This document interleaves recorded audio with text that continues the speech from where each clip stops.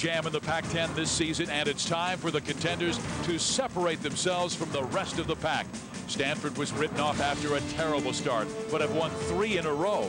Their seniors are needed to carry the Cardinal if they plan to make the NCAA tournament for the 12th straight year. Arizona has been a mystery as well with their inconsistent play, dropping consecutive games last West. The Cats couldn't be happier to return to the desert as they attempt to get back on track tonight at the McKale Center. It's Stanford taking on Arizona, and we've got it next on FSN.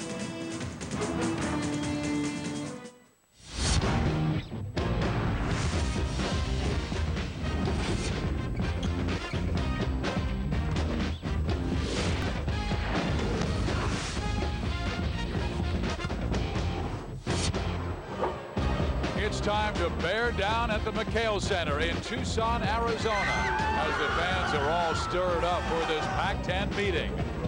It's the Stanford Cardinal and the Arizona Wildcats. Hi, everybody. I'm Steve Physiak. There's trouble in Arizona. The Wildcats have lost 3 of their last 4 games, and in the last 2 days have lost 2 of their best players. Sophomore guard Juwan McClellan tore a ligament in his right wrist, would be gone for the year. And senior guard Chris Rogers, a brilliant defender, was thrown off the team just yesterday. Coach Lute Olson said after a long and serious deliberation, Rogers was dismissed immediately from the team. He averaged almost 11 points per game and is one of the best on-ball defenders in the Pac-10 Conference. Joining me now, my partner Marcus Johnson. What will the impact of these 2 losses have on Arizona's future? A lot of drama down in Tucson. but for the Wildcats, you're talking 25 to 30 points. You know, Chris Rogers, let's just hope he quits tripping, gets his life together. Lute Olson told us that the door's not slammed. It's still a small crack. So let's hope he finds himself back. But it puts a lot of pressure on the scorers for Arizona. In particular, hats off Hassan Adams. I mean, he is a nice job at Pac-10 play, averaging 22 points a game. But the thing that concerns me is rebounding. Just 8 total rebounds his last 3 games for a team that prides itself on their ability to dominate the backboards at both ends of the floor. But this guy attacks the basket like no one else in college basketball. Maybe one of the most exciting dunkers I've seen in a long time. Well, how about Stanford? Last time we saw them, they were really struggling. Now they've won 3 in a row, and the guy who's been in the middle of all 3 victories is their fine senior guard, Chris Hernandez. Well, great stat on Chris. In their wins, he shoots 60%. In their losses, just under 30%. They've moved him to the 2 guard, and since that time, he's averaging 17 points a game, shooting about 54% from the field.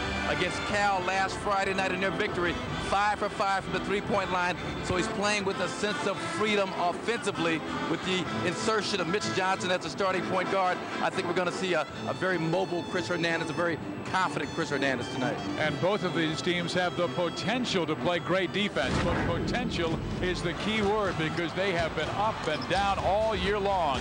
It's Stanford at Arizona, and it comes FSN. Pac-10 College Hoops on FSN is brought to you by Saab. When you used to build jets, you don't just build another car. Saab, born from jets.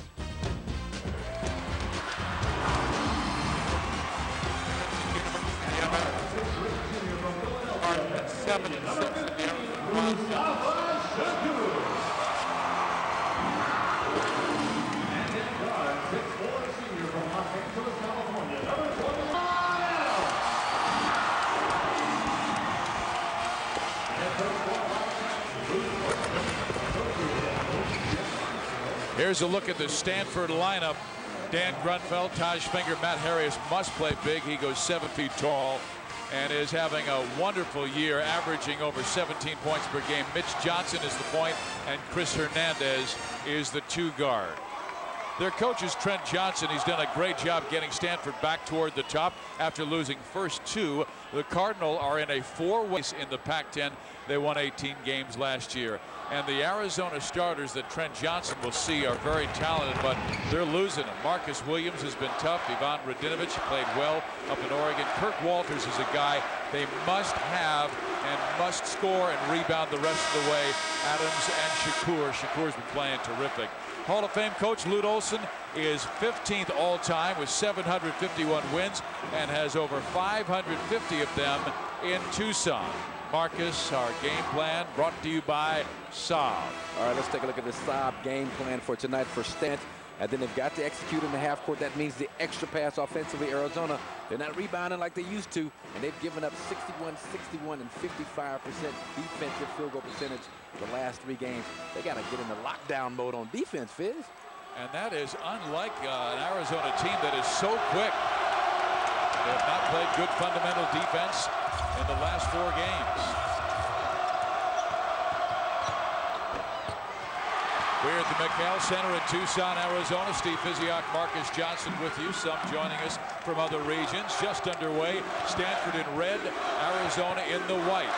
And the Cardinal going with Harris and Finger, Grunfeld, Hernandez, and Johnson. And Arizona getting it done. And Marcus Williams with a fine feed to Hassan Adams. Pass goes awry. They're trying to catch him sleeping on the back line defensively. I talked about the athleticism of Hassan Adams. That pass was high, but not by much. Johnson being defended by the much taller and longer Marcus Williams. They move it left. Dan Grunfeld had some huge games against Arizona last year. 26 points a game in the 2 games against the Wildcats for Grunfeld. And it slashes down the right side to give the Cardinal a 2-0 lead. And the Cardinal will go into their 2-3 zone after made baskets when they have an opportunity to get their defense set. They are going to need a big game from that man, Hassan Adams. He is averaging over 20 points per game, almost 6 rebounds per game, but he is not a great 3 shooter. He's a very strong shooter, particularly in the catch and shoot situation. And he's a confidence guy. He's knocked down 6 of 12 3-pointer games. Doesn't shoot it a lot, but when he gets it going, he's got terrific form. With him, it's all in his head. It's all mental, Steve. And knocking down that first one, I think, will go a long way into freeing him up to believing that he is like Jerry West out there. Well, without McClellan, without Rogers, they desperately need his points. Here's Chris Hernandez, who made all 5 of his 3-point shots in the victory over California last week. And there's another guy that you know, when he gets his stroke going, moving to the 2 guard, again, it's freed him up psychologically. We didn't have to set up other teammates. He can be more aggressive, looking for his own stuff. Again, zone by. Mustafa Shakur's been playing really well of late, averaging 18 points per game last week. There he is. That's the guy they needed. Harris with a great block of Kirk Walters' left-handed hook. That's just a great block, probably close to a goaltend. You got 2 guys up there, 2 skyscrapers going at him inside. The big trio of Grunfeld, Harris, and Chris Hernandez have to give this team like 45 to 50 points. They go inside to Taj Finger, count the basket, and a chance for 3. Total miscommunication on defensive switch by the Arizona perimeter people out top. You're going to see Hassan Adams, Kurt Walters, both guys, Ivan Radinovich, neither one making a commitment to pick up the ball, neither making a commitment to roll to the basket with that player. And here's Chris Hernandez coming off a down screen, gets a nice wide open look. I mean, you got to read the scouting report. 5 for 5 his last game. The Finger nails the 3-point play, and Stanford has the early 5-point lead. Stanford is finally starting to look like the team that everybody thought they would be to start the season when they were preseason. Arizona gets low inside and scores the bucket. Good job by the Wildcats spreading out that zone. That's the 2nd time they've looked for Hassan Adams lurking on the baseline. So those backline defenders, the big for Stanford, have to be aware of that. Mitch Johnson, the true freshman point. They moved Hernandez off to the 2-guard spot, and his scoring numbers have gone up. Arias with Walters on him defensively. He fades and misses, and Grunfeld was knocked down by his teammate. Corner. A steal by Adams. Inside to Radinovich, and he scores. And when they had a great first half against UCLA, Marcus, it was going inside to Radinovich, but they went away from that in the second half. A nice job, Hassan Adams, running the break, jump stop near the free throw line, which you don't see a lot of anymore.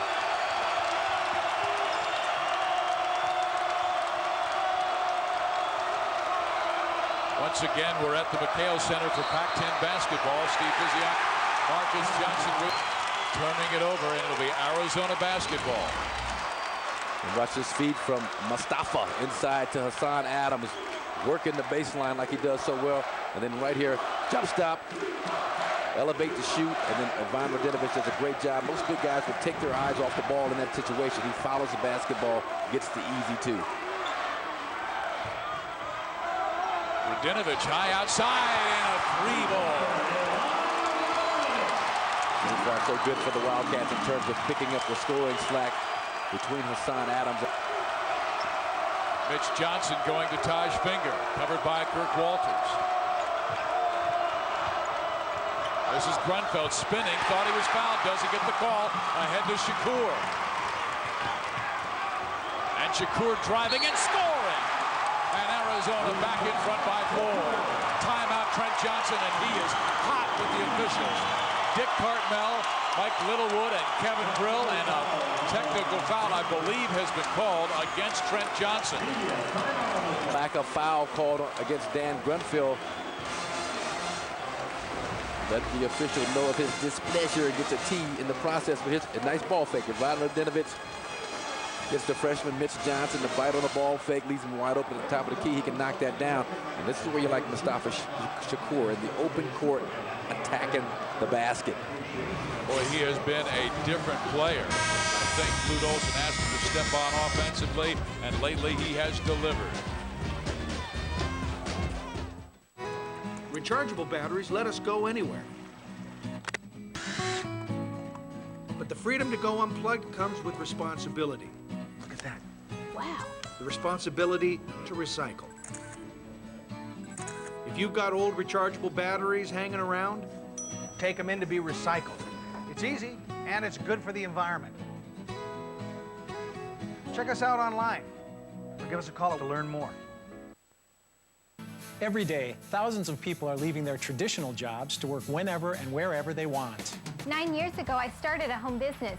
Over $2 million later, I think I made the right decision. Last year, I earned well over $150,000, and this year looks even better. Yesterday, we earned over $8,000. And these are just a few of the 7 million people who found their home service. If you're thinking of starting a home business of your own, this website is the one you really need to visit. I only work 3 days a week, and I'm up to $4,000 a month. The extra income really helps. I've averaged over $250,000 a year for over 9 years. Our home-based business gives us the lifestyle we enjoy. Over 7 million people can't be wrong. You owe it to yourself to check out this website. Log on now. Get started today. Log on to 80moneypower.com and get started today. It's free, so log on to 80moneypower.com now. That's 80moneypower.com.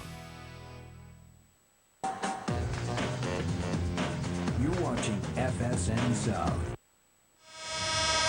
At the McKale Center in Tucson, Arizona, 10-6 again. Steve Fiziak, Marcus Johnson. We welcome other regions now joining us. And this is a big game for both these teams. The Wildcats up by 4 on a 9-0 run. And Arizona lost 2 in Oregon last week, by 10 to the Beavers, by 5 to the Ducks. This is rare because Arizona at 10-6. The last time they had a worse record after 16 games was 84-85 in Lute Olson's first year. So they're not used to this kind of thing, is what you're telling me. They are used to winning. I mean, he's won a national championship, gone to 4 Final Fours, 11 Pac-10 titles. Nailing the technical foul that was called on Trent Johnson, who was very surprised about the technical foul call. Well, a funny thing happened on the way to February. Lute Olson talked about this team kind of coming together and maybe doing as good as last year's team by February, but we saw them early against Virginia back in November, and we both kind of felt at that time that it was something askew about the chemistry of this basketball team. No McClellan in the lineup with his outside shooting and defense. I thought there was some friction, I'll say, to use it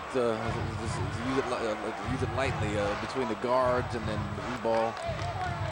And there, of course, that lack of chemistry, thus a slow start, and not having what we thought was their second best player in the team, Hassan Adams being their very best. But Jawan McClellan only played 2 games out academically earlier, and then tore a ligament in his left wrist this past week and had surgery today. That was a shock to us when we came into the practice today, and Coach Olson explained to us what happened. But this is a terrific player. He is indeed. He took off way outside the lane against Aaron Blitz of Oregon. Mitch Johnson, Matt Harris not even looking at the basketball. Give Harris a piece of that turnover also. Adams from about 18 feet out. That's a 2, and Arizona on fire. They've scored 13 straight points. Well, Dan Grunfield's matched up against Hassan Adams, and Dan Grunfield has the surgically repaired right knee, so he's got to give him a cushion. He's concerned about the quickness. Look at this defense. Some poor passing help, but Arizona very active, and here's Shakur, and he misses, and the ball is knocked away and is out of bounds to the Cardinal. You're going to see the cushion I'm talking about, you know, right there. Dan Grunfield, a good 3 feet off of Hassan Adams, kind of daring him to shoot the jump shot. And that's not bad defense. I mean, you want to make sure and see just how hot a guy is, like a Hassan Adams, coming into a game like this, because you step up into his comfort zone, another step closer, he can blow by you at the blink of an eye. Well, he's got that confidence going. He is 3 for 3, including a three-pointer. And here's a nice drive for the Stanford Cardinal, led by Tim Morris, who just came off the bench, the sophomore from Atlanta, Georgia. Marcus Williams. No. Radinovich, fine rebound, but then dribbles it off his knee out of bounds. A turnover for the Wildcats. I got to tell you something extremely well on that play. You know, he was beaten inside for the offensive rebound, but he did a great job of pressing his body against Radinovich and almost forcing him toward the baseline, giving no room to explode for the putback. Here's Morris again, this time missing. Harris is blocked by Walters, but we will have a whistle and a foul against Arizona. Harris, you know, this game is an emotional game for him. He's from nearby Page, Arizona. And he wasn't recruited by Arizona because they had Channing Frye, they had Isaiah Fox, they had Dennis Lattimore as their bigs.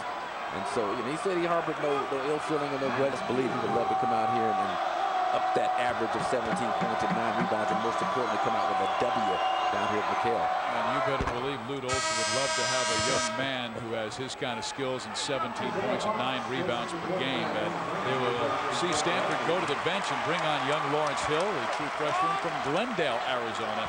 Another in-state guy that got away from the Wildcats.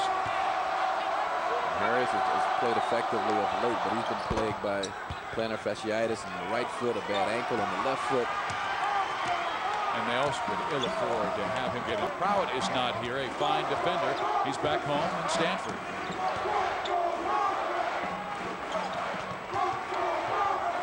Adams looking for an opening, bounces it and throws it away. A nice steal by Harris. And now he is chopped along the timeline, and a whistle and a foul will be called against Marcus Williams.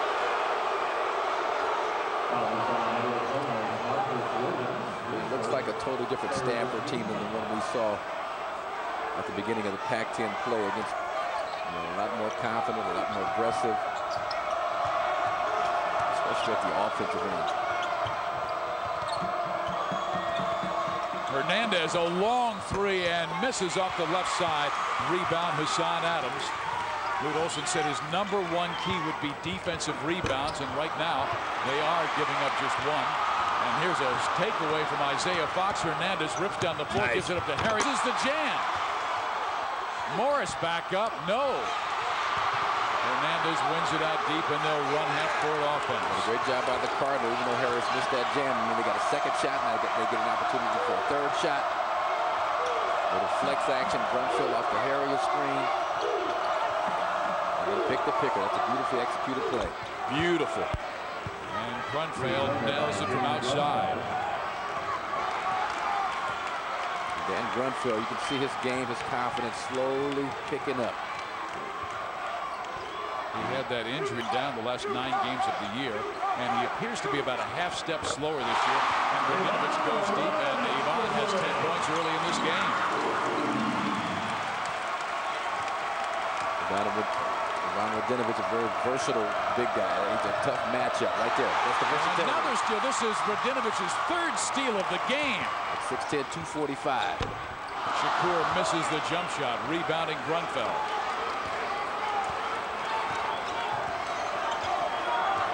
In this game, they had 5 total against Oregon in their loss. Jim Morris inside, no, but he's getting a lot of good looks. Yeah, that's another nice look off some flex action on the left side of the floor. Williams, and that's 5 assists now for Arizona. Their total they had in Eugene last week. Marcus Williams, the freshman out of Seattle Roosevelt High School. Just a terrific face-up game. Great in transition.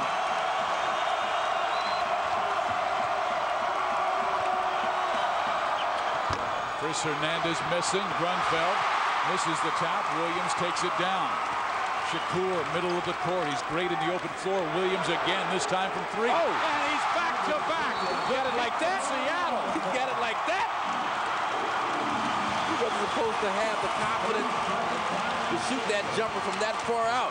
But that's back-to-back J's for Marcus Williams. Another 9-0 run. They've had a 13-0 run. They've had a 9-0 run. And Arizona's up 10 on Stanford. It's about the unorthodox release on Marcus Williams' jump shot. But all it does is find the bottom of the net. And he does a great job, and his teammates do a great job. Mustafa Shakur both times finding him in transition. Poor job by Stanford of closing out and at least challenging the jump shot. Well, here's the expert analysis on Marcus Williams. What do you buy for? What do you like about him? The facilitator. He will pass the ball. He's unselfish. So his face-up game, we just saw that on those 2 back-to-back threes. And for a freshman, you know, he's the guy who's called upon at 6'8" to defend the point guard. He started out on Mitch Johnson tonight. Outstanding focus by a freshman. And Marcus, for more expert analysis, sports.com on MSN. Keyword is for. More expert analysis. I gave you all you needed, baby. Well, Williams goes to the sideline, and guess who comes in for him? Fendi Anabun. They are burning his red shirt, and he will come out on the floor for the first time this year. I saw Brell Meyer, I saw Dillon, now I see Anabun. I'm like, you know, this is an interesting crew that Lute Olson has put on the floor right now. Last year, Coach Lute Olson was forced to burn the red shirt year of Kirk Walters because they were getting little help from Isaiah Fox. Well, the ball slashed inside, and a blocking foul will be called against Arizona. Brell Meyer, a little slow, move it over. There's Fendi Anabun, but this team is almost like a go-go squad, like an energy squad for Coach Olson. They're going to get in here and do all those little things that maybe the starters are not accustomed to doing. Right now, the kid from Houston's on the floor for Arizona, and the Wildcats lead by 10.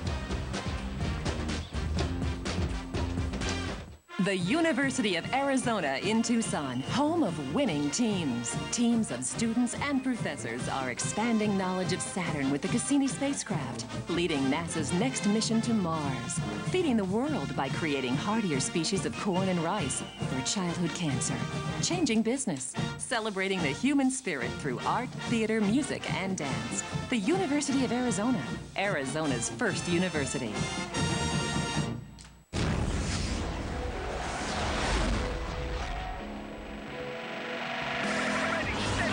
Saab was founded by 16 aircraft engineers.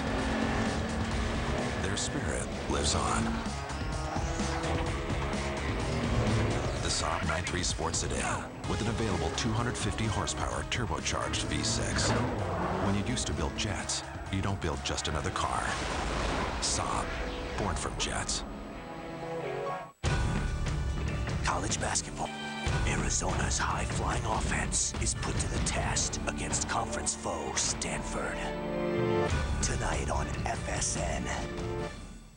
This week on FSN's Pro Football Preview, our insiders get you up to speed on the playoff picture with up-to-the-minute breaking news. I guarantee that I will not be stopped Sunday. FSN Pro Football Preview, Friday on FSN. Arizona by 10 over the Stanford Cardinal this Saturday. Pac-10 Hoops take center court here on FSN when Oregon State battles Washington State. Cover to Eastern, 7:30 Pacific, right here on FSN. And we've got a score from Tempe, Arizona. California beats the Sun Devils by 30 points. Indy Ubaka might be the most improved player in the league. He had 24 points in the Bears' victory after they lost to Stanford. And look at this, Marcus. The first-place team has 2 losses. The 9th-place team has 3. There is a log jam in the Pac-10. I mean, it's not a whole lot of difference from top to bottom in terms of first through 9 with these teams. They've all... And since the Pac-10 expanded to 10 teams in 1978, there was only one other season that had all league teams with at least 2 losses this early in conference play. That was 1987. UCLA opened 0-2 that year, but bounced back to win the Pac-10 championship at 14-4. That's good news for Stanford. There's another nice job executing their offense for Stanford. And that's the flex cut, but that's kind of an inverted flex with the guards for the big guy, Matt Harrius. Shakur off on the right side. He has had a great start to this game with 6 assists and no turnovers. Briemeyer knocks it down from about 10 feet away. He rarely shoots. He's usually in there for screens. Pick and pop. He did set a nice pick. He popped to the baseline, and they double teamed Mustafa Shakur. Stanford's defenders did. It left him wide open. Almost a steal by Shakur as he goes after it. Defending Mitch Johnson. Briemeyer, you're going to see he's already picked. You see Lawrence Hill have to extend on the hedge against Mustafa Shakur to keep him from getting middle. And Briemeyer gets the shooter's touch, we'll call it, when you baseline jumper. And you love to see those walk-ons score. Lute Olson would love to see anybody score. He just loves to see him score. He loves aggressive offensive players. He wants you to shoot when you're open. Wide open Chris Hernandez for 3. That's a nice job finding the open man. Again, another breakdown. How do you allow Chris Hernandez, who is just on fire, to be that wide open? Shakur going left, looking for a pick and roll from Briemeyer. It's not there, so he drives baseline and gets tied up along the baseline and may have stepped on the end line. I believe he did. Well, right here, you're going to see how Chris Hernandez is wide open. Look at the crowd that Tim Morris attracts. You got 3 guys here. Does a nice job finding the wide open Chris Hernandez. It's all about sense and knocking it down wet by Chris Hernandez. All 4 of his field goal attempts in this game have been 3s, and last week in the victory of McKale, he made 6 of 6 shots, including 5 of 5 from 3-point range. Scored 20 in the Cardinals' win over the Bears at Maples. Well, that's the benefit of having Tim Morris on the floor, or Mitch Johnson, somebody that can penetrate. I mean, Chris Hernandez needs someone who can penetrate, draw some defense, and then he's very, very good at that wide open kind of standstill jump shot, turn to creating his own shot, breaking the guy down off the dribble. But you leave him open, he's going to knock that down consistently. Taj Finger outside, in and out. Adams staying in the game despite the 2 fouls on him. And there's still 9 minutes and 27 seconds, 28 seconds, I should say, left in the first half. So let's see if Trent Johnson has his offense attack Adams and try and get that 3rd foul. So now he gets him out of the game. Adams will leave the floor, and on comes Radinovich, J.P. Prince, Marcus Williams back in, Kirk Walters. 2 fouls for Adams, who is by far their best player, averaging over 20 points per game. A couple outstanding lefty point guards matched up against each other. J.P. Prince out of Memphis, Mitch Johnson out of Seattle.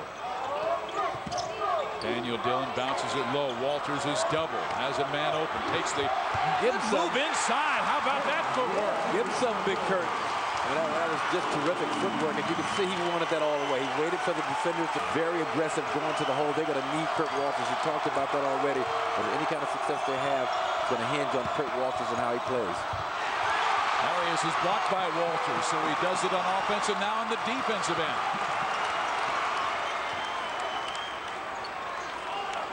I'd go to him again. I mean, keep going into the big guy until they make an adjustment to stop it. It's still Wildcat basketball with 23 seconds left in the shot clock. And watch the footwork right here. Fake baseline, and then nice and strong finish at the cup. You can tell he has been working on his game. Yeah, and I've seen him do some terrific stuff, like just a 2-handed facial against Connecticut and Josh Boone and Hilton Armstrong and that crew over in Hawaii early in the season, and then his confidence took a hit and was displaced in the starting lineup, and so we've seen very little of that of late. And sometimes it seems like Marcus, he'll pick up two quick fouls and never seems to get into a rhythm in a game. Yeah, and with the Pac-10 being what it is, with the real dearth of quality big men, Matt Harris is probably, I'm thinking, maybe the only legitimate center, maybe Devon Harden, but he even plays more like a, so the matchups have been a problem. So it's hard to get him quality minutes during the Pac-10 season.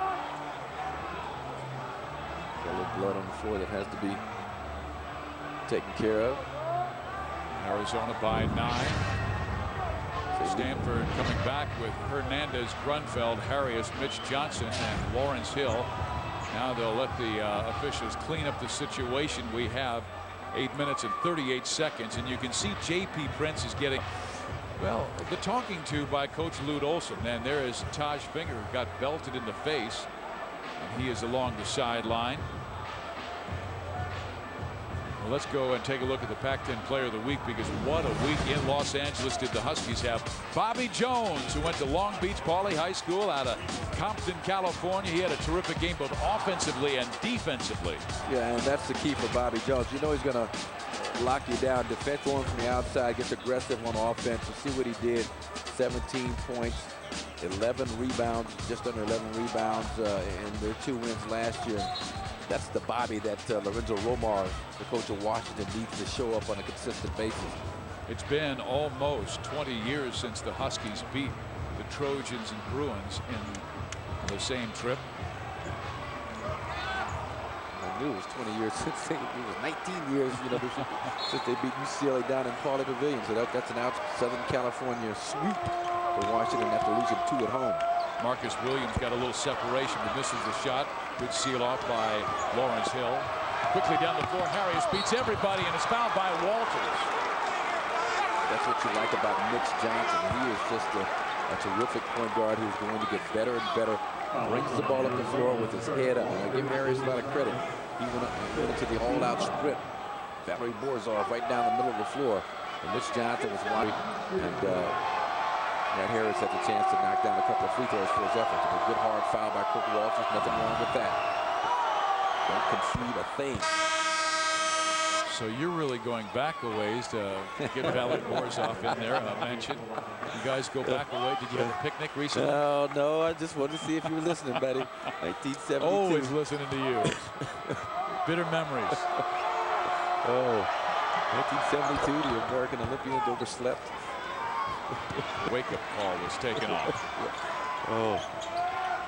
There's Daniel Dillon giving it off to J.P. Prince. He has some room. He is not a great outside shooter. Man-to-man defense by Stanford.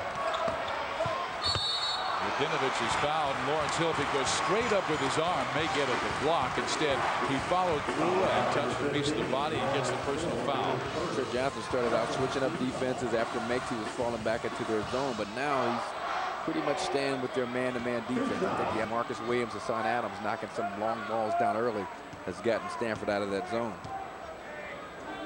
Ivan Radinovich having a fine first half. He has 10 points, 3 of 3 from the floor, and now 3 of 3 from the free throw line. And he has also hit 2 3-pointers. So for Ivan Radinovich, he came into this game just averaging 9 points per game, and he's already over that average, and still 8 minutes to go in the. He's put a lot of time in the gym over the last couple of weeks.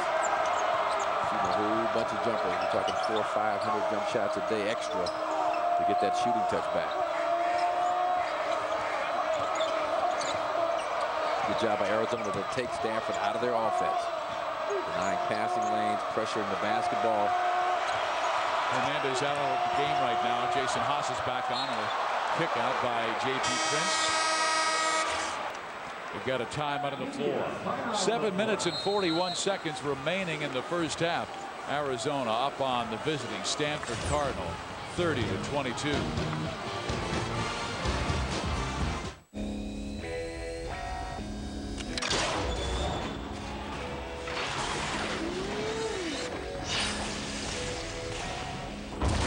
Saab was founded by 16 aircraft engineers. Their spirit lives on.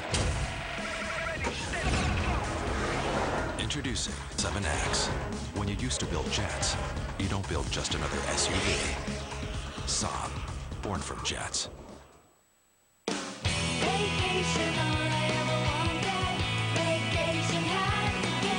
Every day, people save more and more money on Priceline. Save when you find your own hotel, or when we find it for you.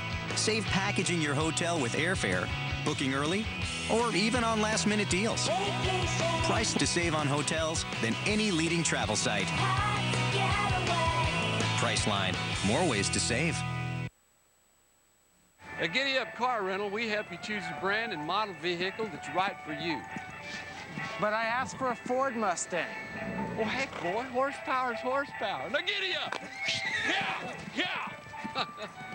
Reserve the specific car you want. Who do you think we are, Hertz? Now only Hertz #1 Club lets you reserve a specific Ford Mustang. Sign up free at Hertz.com. Car reservability at major airports and select vacation locations. Arizona up on Stanford earlier this year. Coach Lute Olson of the Wildcats told Ivan Radinovich he wanted him to be more aggressive offensively. And he is taking his head coach up on that. And again, I talked about the work he's put in on his outside shot. Little jab, little step back, sweat for Ivan. His defense is a lot more active. He's and just really doing a nice job stepping in the passing lanes, playing with confidence, and playing in a manner that fits in to what Arizona's doing offensively. He's not hogging the ball, taking too many shots like he did that first game when he first got here a couple of years ago. He had 17 in that first game. They were thinking big things, but each and every Wildcat must step up their game because they do not have McClellan, they do not have Rogers, and perhaps both for the rest of the year. Grenfell has it stripped, picked up by Williams, and Grenfell defender Prince after he stripped him. And that's the benefit of having the extra long shirt sleeve of J.P. Prince. Does a great job with the reach around to poke it away. And you see Grenfell kind of hold him off, commit the foul. But I work at Earth. that's what Prince gives you defensively. Bothersome length in the arms. Marcus Williams outside, and he has been outstanding. 3 for 3 from three-point range. I mean, it didn't come in loaded as a great long-range shooter, but once again, here's some pressure releases out of the 1-4. A little backdoor after hitting the high post. Boy, they still are not playing defense with their feet and giving Stanford too many good looks.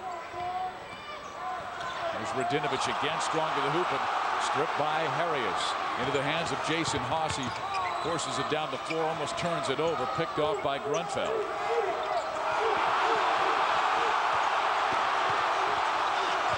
Mitch Johnson. Is there again? They did not seal off, and that was the #1 concern of Lute Olson. His team getting defensive rebounds and limiting Stanford to one shot, because Stanford sends 4 guys to the basket. Seems like every shot. You got to box out, and Arizona, they have a habit of watching the basketball and not picking up and laying a body on somebody, especially Matt Harris. And he's averaging almost 10 rebounds a game. You got to find him. Prince long. Harrius hit that a little bit long this time. Arizona gets the defensive board. I mean, he's allowed to shoot a trailer jumper every once in a while in their secondary break action for Stanford. Well, they're really punishing Radinovich every time he touches the ball down low. Shakur is stripped, gets it back, saves it to a teammate, but stepping in is Haas, and not getting out to Harrius. A 2-on-1 break. Stolen by Prince. Short. We got a brawl going on now. These guys are playing. I mean, it's not the prettiest of basketball. I wouldn't put this in the time capsule this first half. But these two teams really playing hard. Stanford trying to stay on that winning track.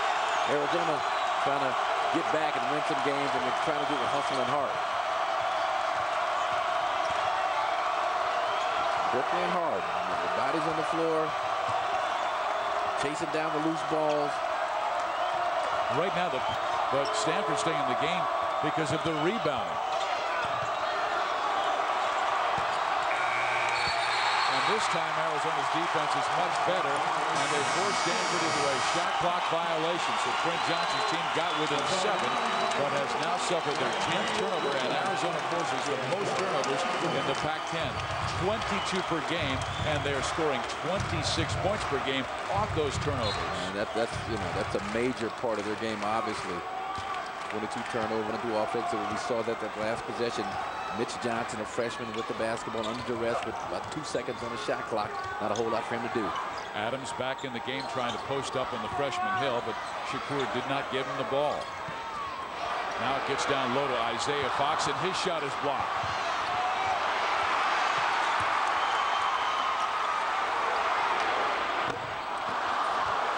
Not a lot of flow offensively with Arizona. And defense has a lot to do with that. Stanford's up this level of defense during their winning streak, sticking their nose in there, playing a lot tougher, a lot grittier. Get more flex action for Stanford, pays off. Too many easy shots for Stanford. That flex, I mean, it's hard to defend. I mean, that's a tough play. It's a play, an offense Carol Williams, Santa Clara back in the early 70s came up with, and it still gets you good looking for the basket. Well, Adams goes deep again, and he has not won this game. Now he is 9 for 15 in Pac-10 play from the three-point line.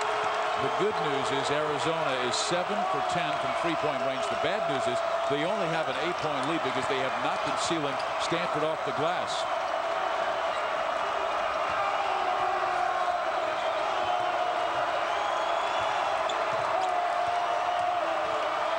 Hernandez, they've been all over after he hit those 2 threes. Inside is Grunfeld. He is knocked down. And I think did a good job of spreading it out, but didn't get the shot they wanted. Shakur got it up and now gets hammered. He has been very aggressive, penetrating and trying to finish, but Mustafa Shakur has just 1 field goal in 5 attempts, yet he has 7 assists. So he's been a big part of their offensive surge. But Hassan Adams, with his brilliance, he already has 10 points in the game on 4 of 5 shooting from the floor. At 13, I built my first engine. Arizona 28 this week on ACC Sunday Night Hoops will be in Tallahassee as the 24th ranked North Carolina Tar Heels battle upset-minded Florida State. Our coverage begins with the Acura College Hoops tip-off show at 6 o'clock Eastern, 3 Pacific, right here on FSN. Arizona has to play North Carolina later this year, and the top 10 has 3 unbeatens left in the entire top 25. Duke, Florida, and Pitt. The only team in action is Washington. They are hosting Oregon State, and from what I understand, it's a tough game for the Huskies. Oregon State, they beat Arizona last week, getting some good production out of Nick DeWitt, Marcel Jones, the outstanding sophomore, Chris Stevens, the shooter from the Northwest, from the Portland area. I mean, you know, they're a funny team. You just don't overlook them. They've lost to Tennessee Tech and some other teams early on that were kind of shocking, but now they're starting to play well and put it together. Hey, look at Stanford. They lost to UC Irvine by 19, UC Davis by 6, and they're right back in the race. They're only 1 game back of UCLA, who's been a remarkable story this year. The Bruins at 5-2 in conference play with all the injuries Ben Howland's team has suffered, and then to just blow out USC last night in just a great defensive effort by the entire team. Yeah, I felt bad for the Trojan fans. Oh, did you? Lawrence Hill goes deep. Hey, this is dangerous for Arizona. In Adams Radinovich, 7 for 7 from three-point range, and yet they're only up by 7 points. Yeah, 52% from the field. Stanford just around 42% so far. You can add Williams to that 7 for 7 mix. Here's Isaiah Fox getting down low and scoring, pushing Arizona's lead back to 9. There are some minutes available for Isaiah Fox, and Lute Olson is just hoping, begging any one of his 3 bigs, Walters, Fox, Tangar, to emerge and kind of take over the position. And this time misses, but another great look for the Cardinal. Daniel Dillon made that defensive rebound happen. He just threw his body into the fray like a Tasmanian devil. And that's what Lute Olson wants. 1 shot and done. Dillon misses terribly. Shot that jumper like a Tasmanian devil. He's from down under. Played his high school ball in Australia. Here's Morris missing an easy shot. And Stanford with so many easy looks coming up unsuccessfully. Williams. He's still feeling it. Nah. I'll tell you, Arizona's playing like they've got a 15-second shot clock. Does a nice job attacking the offensive glass. I mean, this is a go-go squad on the run. Dillon, they're just in there to give garbage-type efforts. Offensive rebounds, hustle plays, throw your body around. Morris knocks his man down. No foul called, and Harrius right there for the pickup and stick in. And again, Lute Olson very concerned about Arizona's defense in the lane. and Trent Johnson, who's also like, he's kind of the counterpart to Daniel Dillon. He's just kind of playing a reckless abandon, not doing a whole lot in terms of scoring points.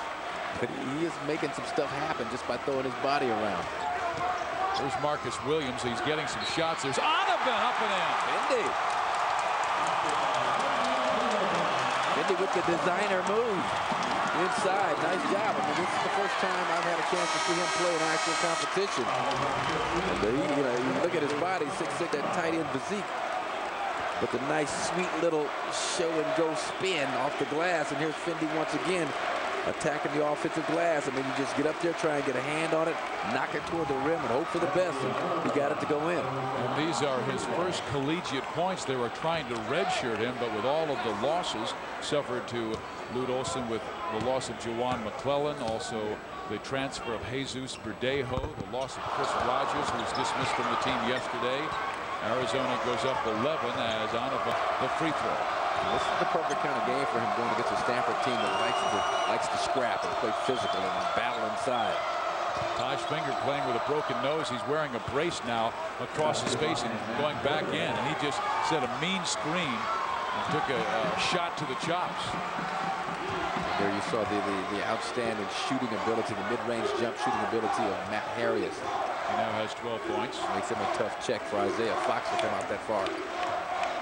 Arizona will go for the 9-point lead. A little high pick and roll between Fox and Shakur. Shakur wants to turn the corner and try and make something happen. Here he comes. Passes inside beautifully to Isaiah Fox. And that's 8 assists in the first half by Mustafa Shakur. Finger at the buzzer, will not go.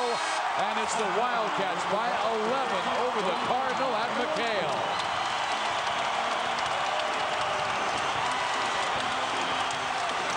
Coming up at the half, our Pac-10 Hall of Honor takes a look at Adam Keefe. A look around the Pac-10. It's halftime in Tucson where the score is Arizona 46, Stanford 35. Stick around for the Acura halftime show after this short timeout.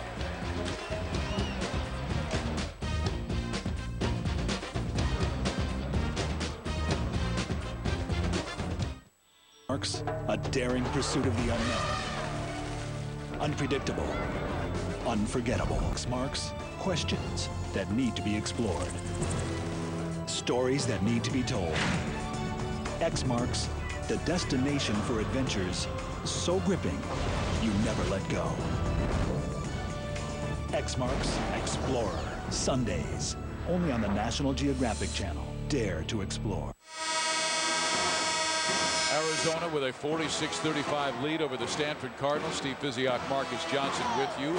And joined us, two members of the Arizona team not on the floor. Juwan McClellan may be lost for the year because he dislocated a ligament or tore a ligament in his left wrist last week in the Oregon series. And Chris Rogers, their outstanding guard, dismissed from the team for troubles that he has had with the club on and off for his 4 years.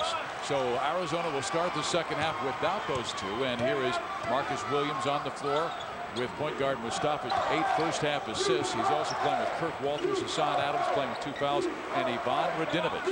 Stanford counting with Finger, Harris, Hernandez, Grunfeld, and Johnson. And Trent Johnson, the coach of Stanford, starts out in that 2-3 zone. He's going to see if the Wildcats are as hot as they were in that first half. So far, so good. 3-on-1 break. Grunfeld brings it up, and it's knocked away by Shakur. And there you get an example of the limitations Phil has physically right now. I mean, a healthy Dan Grunfeld powers it to the basket, draws contact, gets to the free throw line. Right there, barely elevated off the floor off that right leg. He just started to be able to dunk off of 2 feet a few days ago. So that gives you an idea how slow this process has been. And he feels fine. It's the muscle memory that's slow to respond. Hernandez getting the high screen. Again, Harris will set it. Stanford much better in the half court. Arizona likes to go motion offensively. Much using motion. A lot of high screens, a lot of dribble handoffs. Kind of spreading the Wildcats out, trying to confuse them, maybe get a back door. We understand Taj Finger did not break his nose, but took an elbow across the chops, and he had a bloody nose, and they wanted to make sure he had some protection, and so they gave it at the end of the half. And here is Finger at the end of the buzzer, ending the shot clock. Banks in a 3. Are you kidding me? The mask proved beneficial. Without the mask, probably didn't get close on that. Made basket. Starting out the half, 2-3 zone by the Stanford Cardinal. And they did a much better job the first possession of stymieing Hassan Adams, kind of lurking on the baseline. You got to always be aware of Hassan. Radinovich with a high-low game to Walters, and he just jump-hooks it in. Trent Johnson said they would change defenses to keep teams out of rhythm, but this time Arizona looked a little too comfortable. Too easy to feed inside, not enough defensive pressure, but once again, by the Stanford Cardinal. They've got Matt Harris, who's an excellent pop guy off that pick as opposed to rolling. We told you at the start of the game that Stanford needed big games from their big three, Harris, Hernandez, and Grunfeld. They've scored 25 of the team's 38 points. Kurt Walters, the position is his for the taking, but he's going to have to come in and take it, and it moves like that as he delivers a blow to Taj Finger's face, even though he's got that mask on. That still kind of rattles you. You may need a football helmet. Arizona tough man-to-man defense. Hernandez off balance, loses the basketball, comes down hard. He suffered a little back injury in Monday's practice. Here's Shakur missing the three, but Radinovich right there tries to stick it back in. Cardinal get it, and they've got a 3-on-1 break. The 0-1 back is Shakur, and Harris finish with a slam. Once again, Miss Johnson running the fast break to perfection. He kept penetrating, kept attacking. Shakur kept retreating, and when Shakur made his move it off nicely to Matt Harris. I'm sure the fundamentals of the game were disappointing. Lute Olson with screen off on rebounding. The break. Here's Williams getting inside for an Arizona 10-point lead. If Stanford could ever tighten up that half-court defense, Arizona shot 54% in that first half. They bring that number down and keep doing the things they're doing offensively. There's Grunfeld inside, getting low, and Radinovich with the personal foul. Yeah, again, nice little flex action. When I talk about flex, and you see the screen right there on the right side, low, that's what's freeing up Dan Grunfeld. I mean, right here, you're going to see the pick. There's that flex right there. I mean, that's the flex pick that I'm talking about a lot in this game because Trenton Johnson runs it a lot, but it's an awful tough play to defend. I mean, you just never know in terms of communication if that man's going to go high, if he's going to go low, if you're bumping high, bumping low. And Dan Grunfeld does an excellent job of reading how you are playing defensively and taking an opposite route. Grunfeld, Hernandez, and Harris now have 30 of the team's 43 points. We said they needed to be 45 to 50 for Stanford to find success. You see what happens. You play hard, you play aggressive in the first half. You get you some run in the second half. Fendi Anabun back in the game. Radinovich missing the three-pointer. Arizona's been pretty much one and done in this game. And there is Morris missing and picking it off Harris, but taking it from Shakur. Shakur left side looking for an opening, backs up on the dribble. Beautiful pass inside to a cutting Williams. And that now is from Mustafa Shakur, his 9th assist, tying his season high. He's got the ball in his hands, and with Chris Rogers being dismissed from the team yesterday, this is how Mustafa loves to play. There's that flex action once again, giving the Wildcats trouble. Bad pass. And the steal by Adams. Hassan with the left hand. Yes, it goes. He's in. And that is the case because he does just about everything left-handed, shoots right-handed. Just a tremendous talent, and Hassan Adams leading the way for Arizona. He now has 12 points, averaging 20 on the year, and sliding right by the Stanford defense.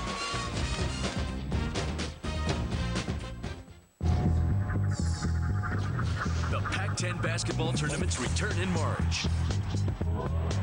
For the first time ever, all 10 men's teams get caught in live men's tourney returns to Staples Center. While the State Farm women's tourney tips off at HP Pavilion in San Jose. Witness the madness before the madness live. For more information, log on to pac10.org or call Ticketmaster. On DVD now, they knew everything about gambling. All he does is pick winners. Except when to quit. I lost $380,000! Well, that's pushing it too far. There's no such thing as too far. 2 for the money. Own the...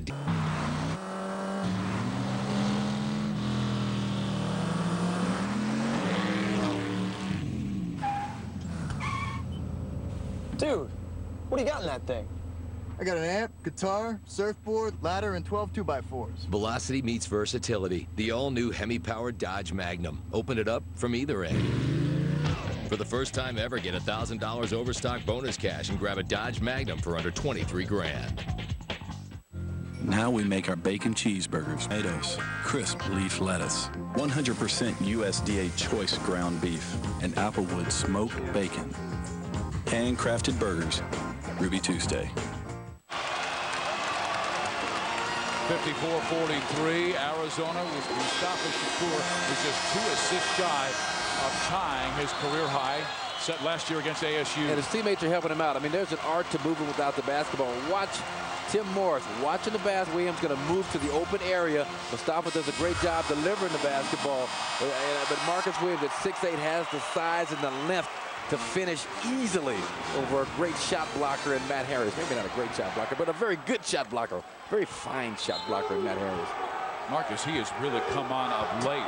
And now they'll need more of him without McClellan, without Chris Rogers. Mustafa Shakur came in averaging 18 points per game his last 3. And now he's turning into a point guard extraordinaire. Another steal by Ivan Radinovich. That ties his career high. I'm not sure if they'll call it a steal or just a mistake by Stanford.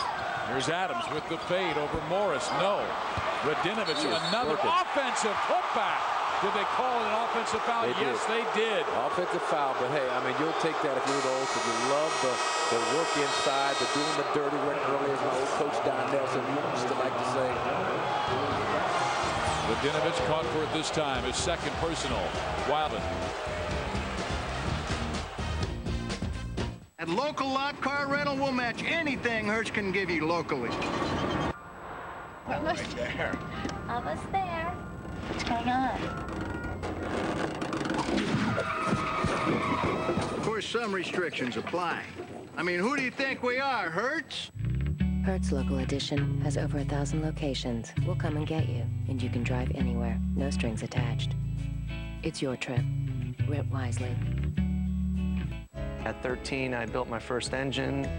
About 40 years ago, I started working with my father on vehicles. As a young boy, I liked taking things apart. As a small boy, working alongside my father in the garage Since I was 5 years old. 13, 14 years old. When I was about 15 years old. At a very early age when my father owned service stations. My father owned a body shop when I was a kid. Genuine Ford and Lincoln Mercury parts and service. The difference is our people. We're better, we're proving it. and we want you to be the judge. Oh, yeah? Yeah, him eat Silverado.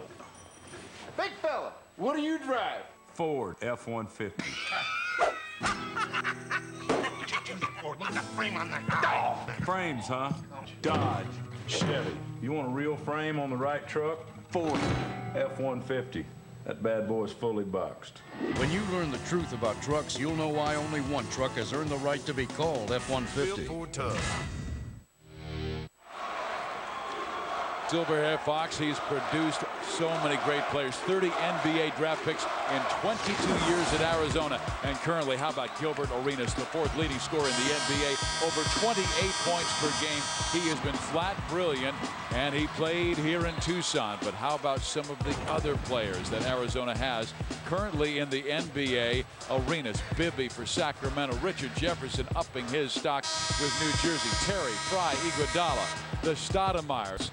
So many great players have come through Tucson, and some pretty good old-timers as well. Yeah, Sean Elliott, exactly. I was thinking Bob Elliott, that's my era, but Sean Elliott, a lot of great years. San Antonio Spurs, Steve Kerr, a couple of championships with the Bulls. Meantime, Stanford trying to come back in this game, down 11. And what do we have? A whistle and a foul call. It looks to go against the defense. If it's against Radinovich, that will be his fill. And Lute Olson is hot, screaming at the officials. Dick Cartmel, Mike Littlewood, and Kevin Brill. You know, the little saying about mistaking activity for achievement. I mean, Tim Morris has been awful active out here. Little to show for it in terms of actual points on the board, but I like it. I mean, I just like the fact that he is in attack mode. Stanford needs that kind of mentality on the floor. Drew Harris has been very tough inside, and now he has 16 points. And that's an energy that you can feed off. Nice job in terms of feeding Chris Hernandez, finding a wide open Matt Harris. Son Adams is short. He chases the ball down, but it's knocked away by Tim Morris. Now it's Mitch Johnson corner. Chris Hernandez. Here come the Cardinal. That energy. I mean, nice job, Mitch Johnson. That time, a little change of pace on the dribble allows him to get the penetration that frees up Chris Hernandez for the wide open shot in the corner. That's the guy they want taking the outside shot. But what a game he has had in his first contest of the year since Lute also made the decision to red her. I'm with you tonight. I'm not sure either. I've never seen him play before tonight, but from the stroke on that jump shot and the confidence that he took the shot, I have to believe that he's made that a time or two before in his life. Adams chases in corner, and it's won by Hernandez. Mitch Johnson for three. Boy, Stanford's playing right now. They're playing smart basketball. They're getting the breaks. Nice job, Chris Hernandez, to hustle down that loose ball on the sideline. So Johnson's got to be well pleased. Does Arizona have to make sure that Hassan Adams has more touches? Well, they're going outside. Everything is on the perimeter. You know, Anima knocked down a jumper, but Hassan shooting jumpers. Oh, what a block by Radinovich. With 3 fouls, he went right after it. He has played a very aggressive game. And Mahara is committed to the dunk too early. I mean, you got to throw your body in there, put it in the left hand, 2 free throws for the effort. He was thinking dunk all the way.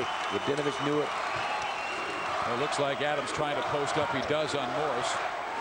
At least they're working inside to out. And Marcus Williams drops it from outside. He has double figures. I mean, you know, Arizona keeps sticking jumpers like this. All you can do is, if you're Stanford, is just congratulate them on a great shooting night. But that's what you want them to have to beat you by consistently making those perimeter jump shots, as opposed to Hassan Adams or Ivan Radinovich on the inside. Adams now defending Chris Hernandez. Again, Arizona playing without the services of probably the best on-ball defender in Lute Osunzera, Chris Rogers. And another 3, this time nailed by that true freshman, Mitch Johnson. Mitch Johnson won a couple of state championships at O'Day High School in Seattle. The son of Johnny Johnson, JJ, 2-time All-Star, world champion with the Seattle Sonics. He's got winning in his blood. Shakur up, missing. Back up. This time. That's where you need to go. Attack the basket, get the defense to adjust, and then you will open up some offensive rebounding lanes. 13 points for Ivan Radinovich to go with his 5 rebounds. Arizona back in front by 6, but they have been unable to stifle Stanford. And Mitch Johnson can get some open looks. Marcus Williams is really sagging off. He's kind of the free safety, the help guy. Oh, what a move. Nice. Oh, what a move. Basketball. Matt Harris. Back to the basket stuff. Nice little step-through move.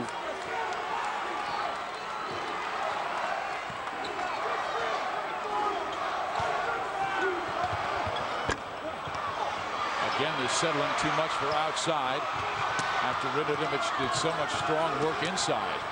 Johnson beating his man down. Hernandez wide open 3. Nails it again. We've got a brand new ball game. Arizona's lead has been cut from 11. This Johnson does it. That really gives you confidence as a shooter. He kicked the ball to Hernandez. He started retreating on defense. He didn't even look at the shot. Almost like, I know it's going in. I know it's going in. Chris Hernandez is like, yeah, you're right. Make you a prophet, young fella. Lute Olson so upset he's going to send in J.P. Prince, Daniel Dillon, and Isaiah Fox at the next timeout. We've got a time on the floor, Marcus. Stanford Cardinal shooting themselves back into this game. Mitch Johnson doing a great job as the setup guy. Chris Hernandez with the wet ball, deep corner. And then Mitch Johnson, the favor is returned. Chris Hernandez wet from the outside, shooting just like his daddy, JJ. Stanford right back in it.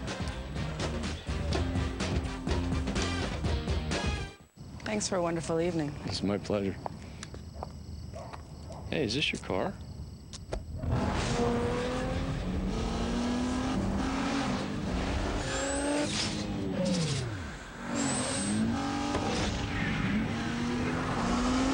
Not on a first date. But, you want some coffee? Oh, yeah. The 265 horsepower Nissan Maxima.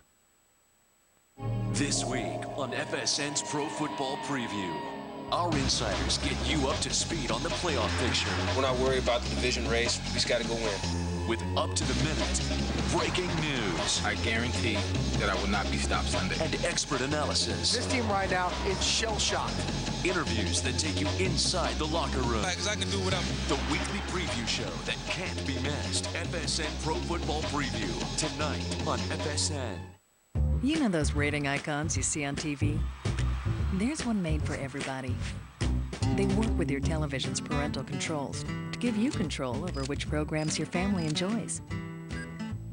So you can choose between watching TVMA, which is perfect for grown-ups, to watching TVG, which is also perfect. For more information on TV ratings and the V-chip, visit this website or call the number on your screen. Your Atlanta Hawks are on FSN South. Arizona led by 11 at the break, but Stanford has come roaring back with some brilliant outside shooting. Yes, they have indeed, and did a nice job also with the inside stuff. But it's been that outside ball that has got them back in the game with each other. A great job with a nice little step through footwork, back to the basket, jump from Matt Harris. And Stanford, even with Mike Montgomery, now with Trent Johnson, they have come into this building and they have not been intimidated. I mean, Lute Olson dominates at McKale. They're 69-7 last 6 years against other teams, but the Cardinal are 4-1 in this building. Psychologically, this is a real key moment for Arizona. This is a team that's lost 3 out of 4 of their last ball games in the Pac-10. Lute Olson brought in 4 new Wildcats. I think that had a lot to do with it. Good tip in by Isaiah Fox. They have been outscored now 13-6 second chance points as the Cardinal have dominated them on the boards, +4. He took out the guys who played the bulk of those minutes in that losing spell for Arizona. He's put in guys now who are hungry, who are active. They're going to do those little things to try and generate some second chance points and maybe lock down on defense a little tougher. Yeah, I think he wants a more fundamental defense, preaching with your hands, and this time Hill gets too far inside and the shot too easy. And Stanford again cuts the Arizona lead to 1. But they're going to struggle now to find offensive scoring, offensive punch. Isaiah misses. Briemeyer there for the rebound and gets fouled. But isn't it interesting? The only Arizona player that Lute Olson left on the floor was the freshman Marcus Williams. Marcus out there. Lawrence Hill does a nice job. Talented freshman is going to develop to a fine player. But this team, it's a sign out that it's going to come back in right now. But you throw it up there and between Briemeyer and Isaiah Fox and the long arms of J.P. Prince, they're going to attack the offensive glass and see what they can get on second shots. Isaiah Fox backing his way in, fades. Not this time. And Briemeyer battling a teammate with it. And instead of going it to Prince or Briemeyer, it goes into the hands of the Cardinal. You don't want to make a steady diet out of this lineup, but just for a minute and a half stretch.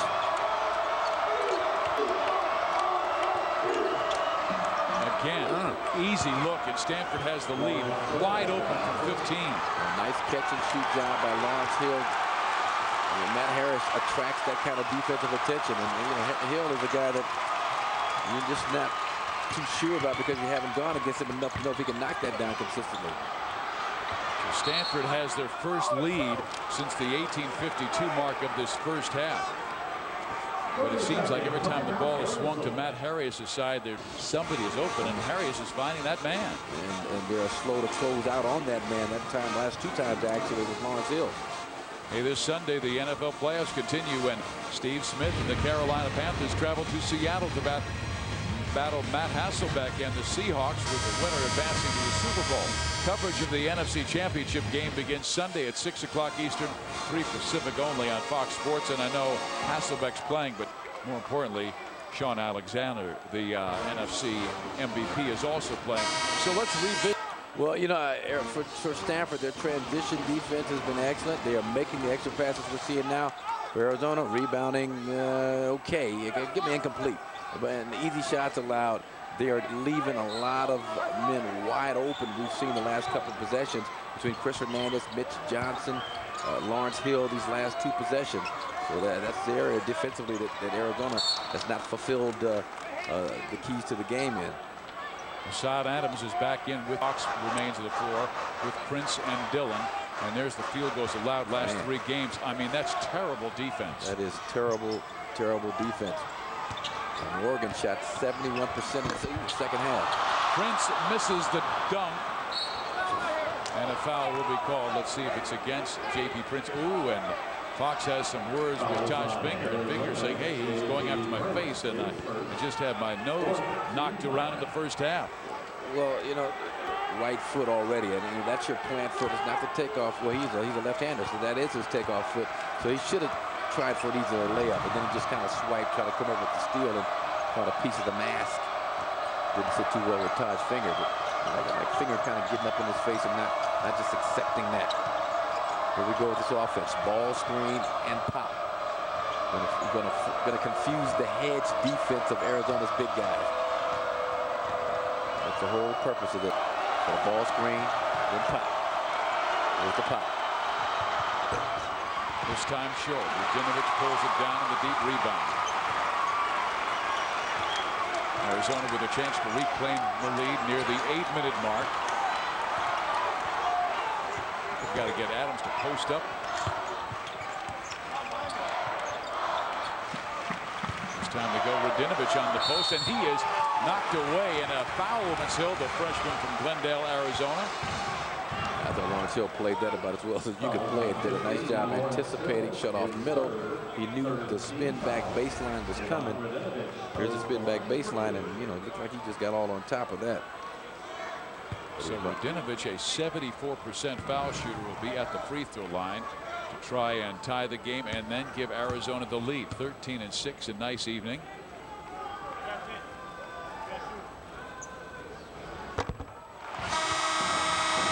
Junior from Serbia Montenegro knocks it down, and Shakur comes back in. Mustafa with 4 points and 10 assists, a season high. That was a nice rest for Matt Harris. Chris Hernandez to get a chance, as you talked about, to get himself a second win. Dan Grunfeld's back on the floor. He should be relatively fresh to provide some offensive punch down at the other end. And Mitch Johnson does a nice job of distributing the basketball, kind of making the other guys better offensively, but long shot himself.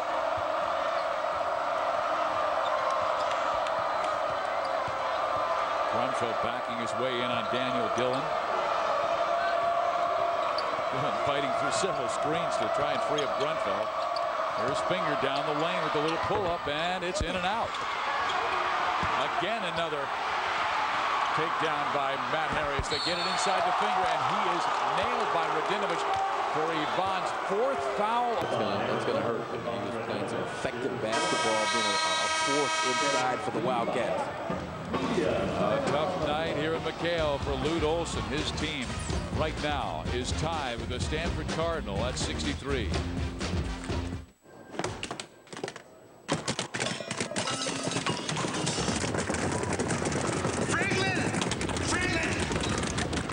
Staples has all the ink you need and $3 off for any empty cartridge you bring in. Staples, that was easy.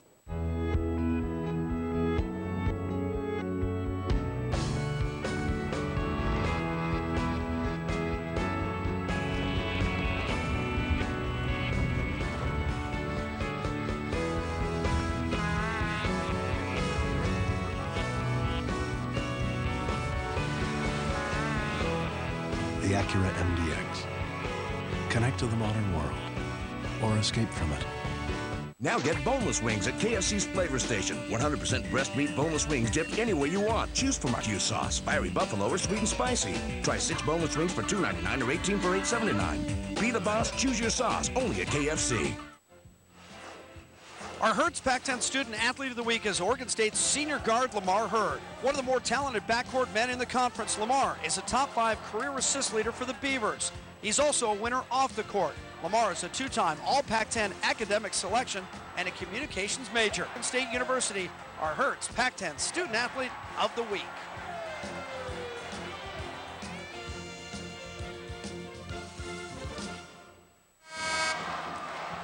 Our Dodge game summary. Stanford and Arizona are tied at 63. You see the first half field goal percentage.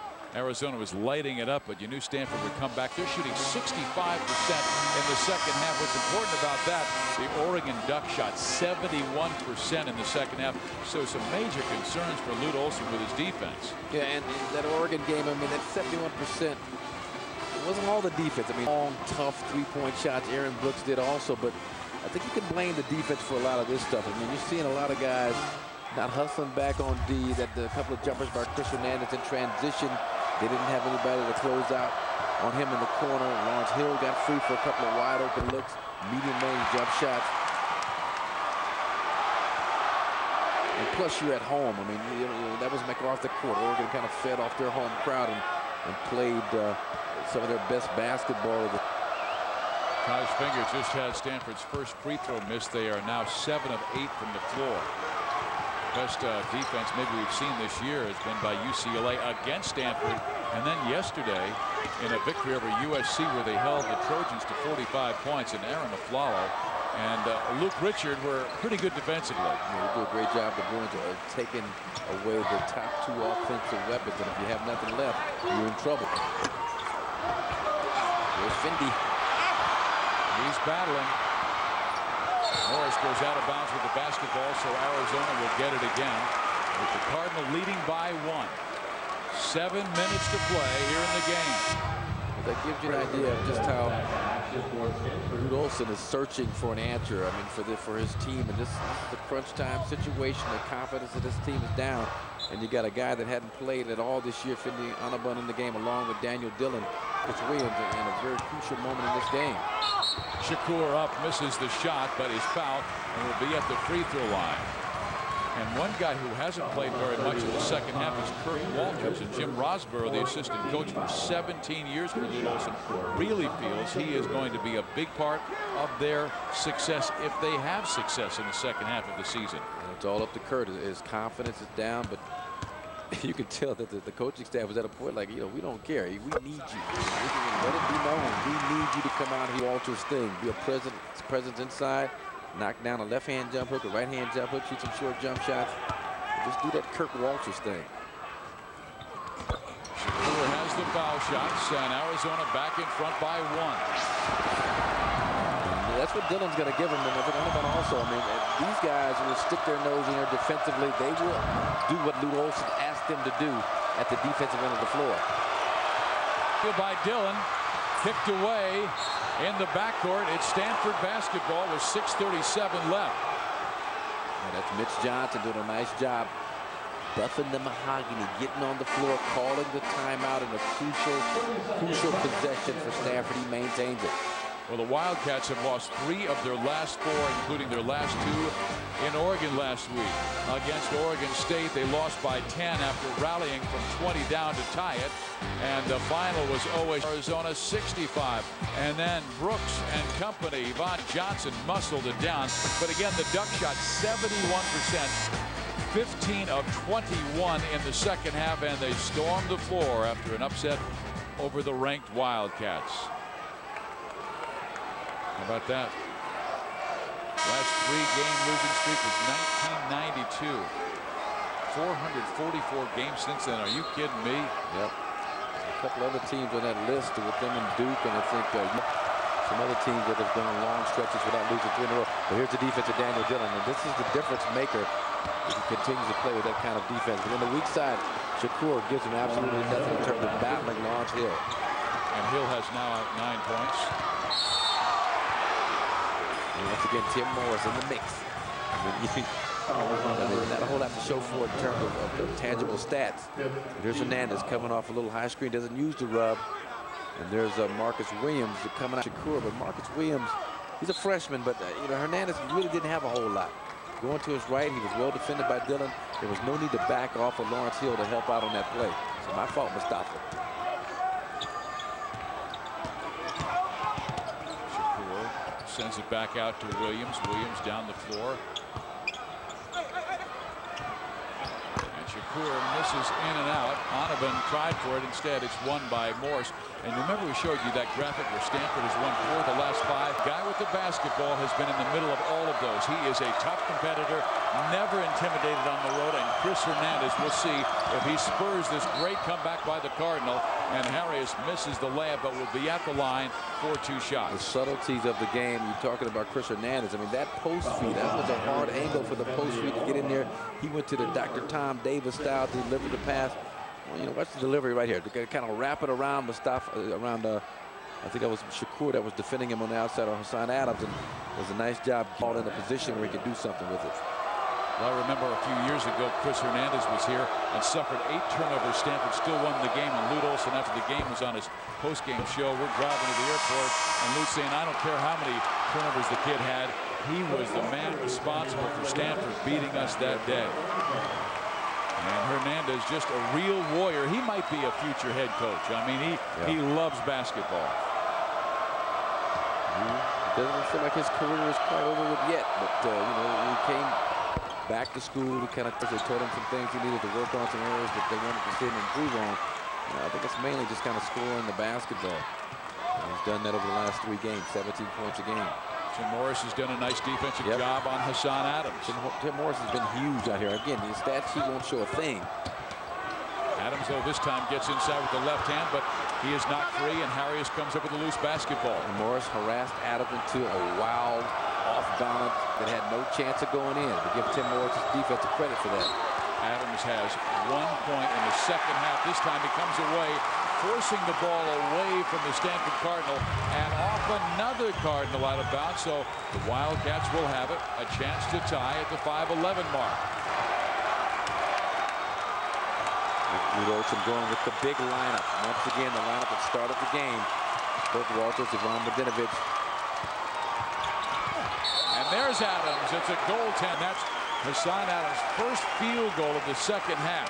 And that's what Hassan Adams, that's the mental that he's got to approach his offense with. Now, yeah, Tim Morris is trying to shadow me and blanket me defensively, but I'm too good of a player to allow him to shut me down without a field goal. Does a nice job aggressively attacking the glass in that play.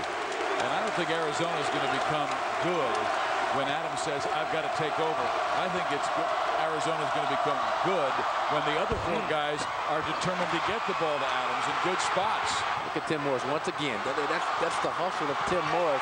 Even though they lose the basketball, his quicks chasing down loose balls has been a big plus for Stanford in the second half. Mladenovic misses badly on the 3, gets it back, and has it stolen by Dan Grunfeld. Very effective unit defensively on the floor for Stanford. And Lawrence Hill and Harris, 2 long-arm defenders. You got the active Tim on the floor. Grunfeld a bit long. Walters has it knocked away by Lawrence Hill. It's Tim Morrison out of bounds. There he is again. You hear the boos in the crowd, but he's just out there shaking things up. You know what? I bet you Trent Johnson was the same kind of player when he played back at Boise State in the mid-70s. You could, mid to late 70s. I mean, just going after every single loose ball. He's making a play on the basketball. That's a good, clean play. Didn't Trent Johnson a speech earlier this week? It reminded me of my parents talking about that 5-mile walk to school with no shoes. He had a broken rib on a Friday. They had a game the next night in Oregon, and he was going to play no matter what. He did play in that game. I had a flashback of my mother with the no shoes and the no feet. You got tears rolling down my cheeks, Marcus. Hopping along on her knees all the way to school for 5 miles. But he was doing what it takes. Look at Tim Morris. I mean, just trying to put the blanket on Hassan Adams. The shot instead, he flips it off to Mladenovic, who gets fouled, and will now go to the free throw line. Trent Johnson's team has fought back to tie this game after they were down by 11 at the break. Stanford trying to win their 4th straight game and make it 5 of the last 6 at McKale. Hooters is opening a new casino and hotel in Las Vegas, and you can be there for a super party. While you're catching playoff action at Hooters, give us a call and make reservations to watch the big game in Vegas. And if you can't game at Hooters, at halftime from every Hooters location, we'll give away a 2-night stay for 2 at the Hooters Casino. And who knows, maybe you'll get lucky. Well, not that lucky. Be closer, man. I smell a Hemi. I knew it! The new Ram 1500 with a new front end, new suspension, new frame. It's got a Hemi, all right. And that MDS to save you gas. A new interior. Woo!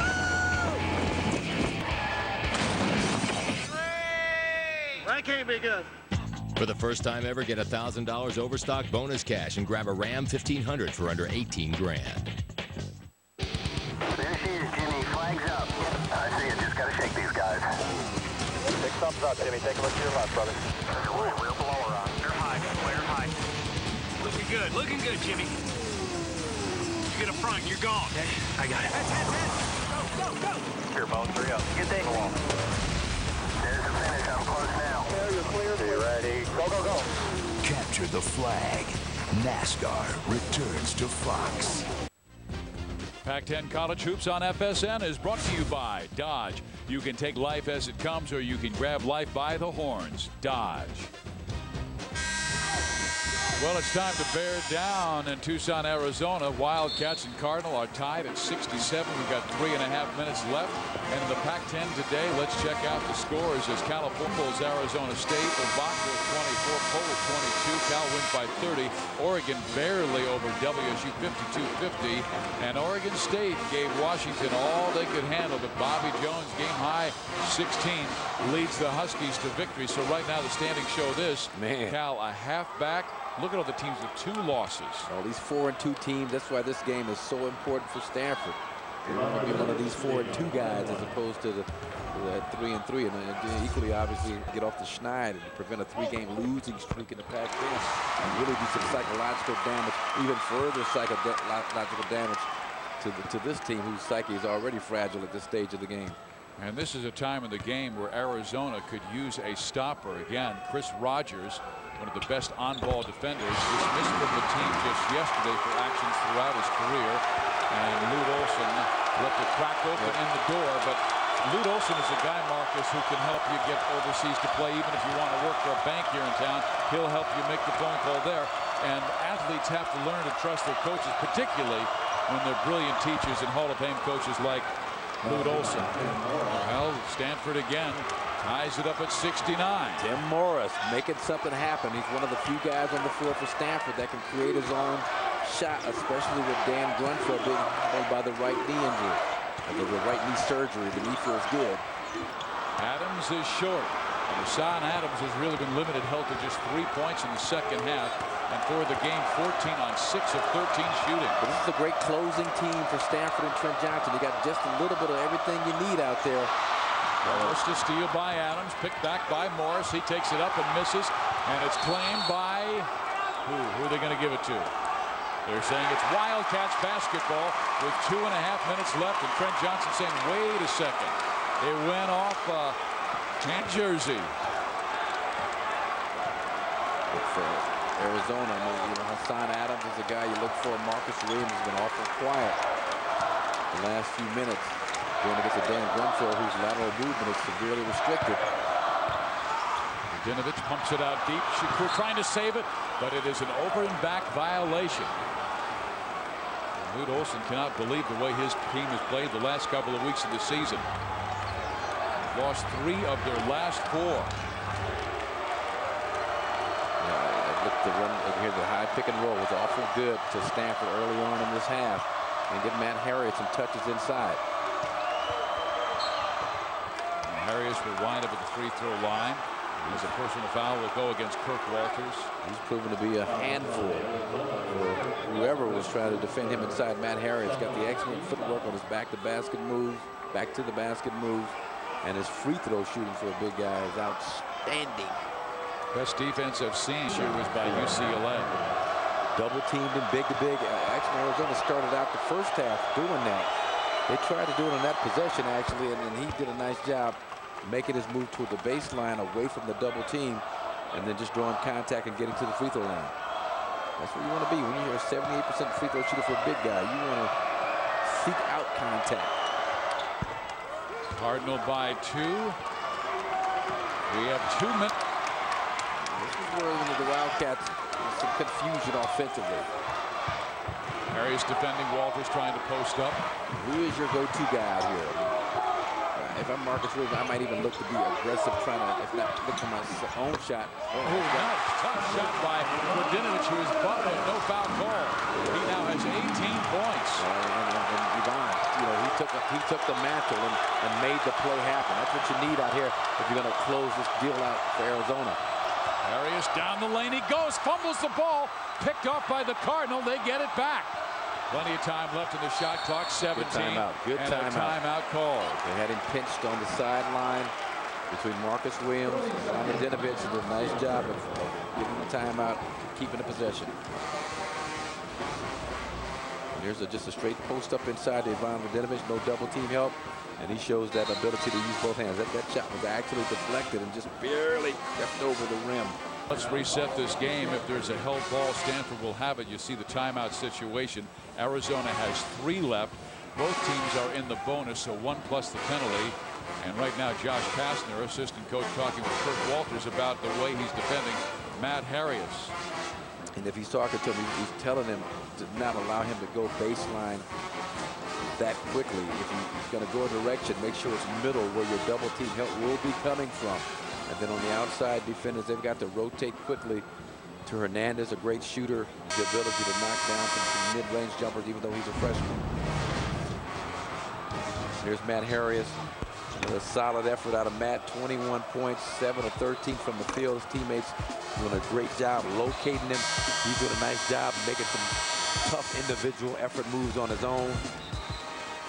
And he missed 4 of his first 5 shots. He's made 6 of 8 since. So Matt Harris, the big 6'10 senior from Page, Arizona. 8,000. It is about a 2.5-hour drive, I understand, from the biggest city, which is Flagstaff, Arizona, up near that Utah border.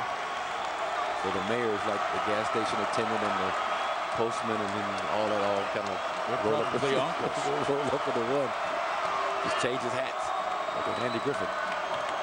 We have 17 seconds left in the shot clock, 1:21 game clock. Game tied at 71 with the Cardinal and Wildcats. Chris Hernandez, he's the game of 1-4, flattening out. Look who's defending him. Yeah, he's got the. Hernandez backs it away, gets it inside now to Lawrence Hill, who turns and fires and scores over the 7-foot Kirk Walters. That's a tough shot for a senior. This kid is just a freshman under duress. Morris looking to Walters. They denied that with Harris defending him. Now they do go inside. He is doubled, and Walters has to find an opening and fumbles it. Timeout. They had him. They had him pinned on the end line.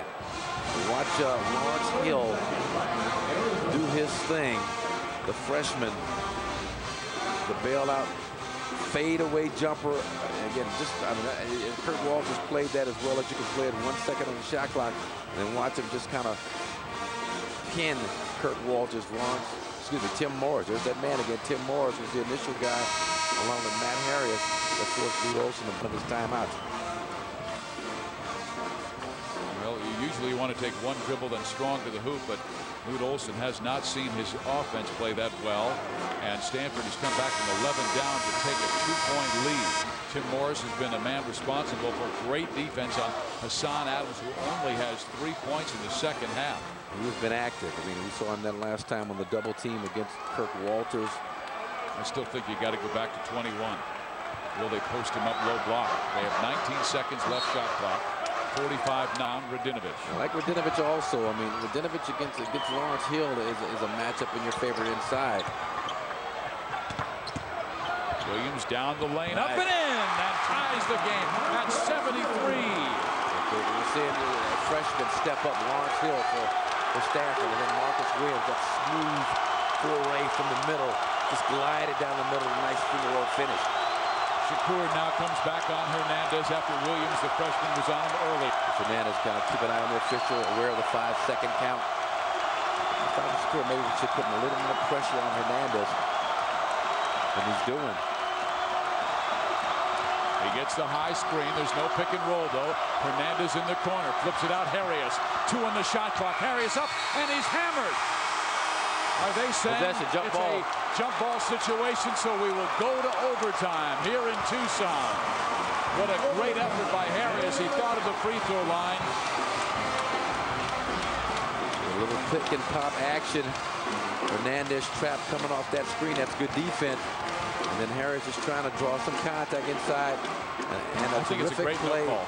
Terrific play by Hassan Adams on the outside. No, I mean, this is a no-brainer. I mean, you're not going to call that foul against Kirk Walters. He had great position. And both players were initiating that contact. Great no call by the officials. We head to overtime. Let the hit it in OT.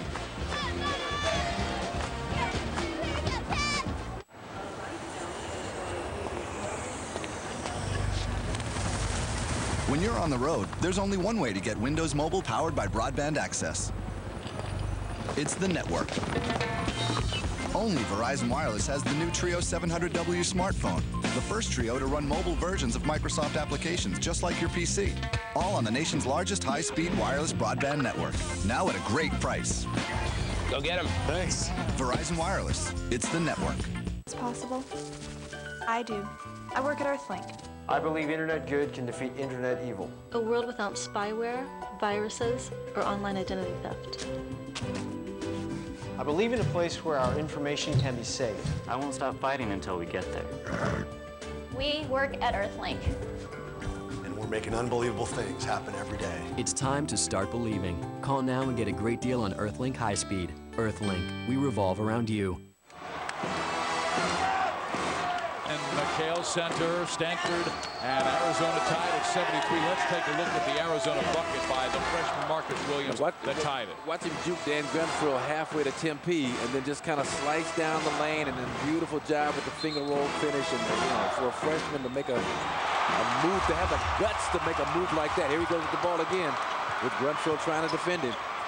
He's tied his career best with 19 points. Not happening. He understands that he's got a wounded defender trying to keep up with him on the perimeter. He's just not going to allow that to happen. He got game. You got to keep up with me.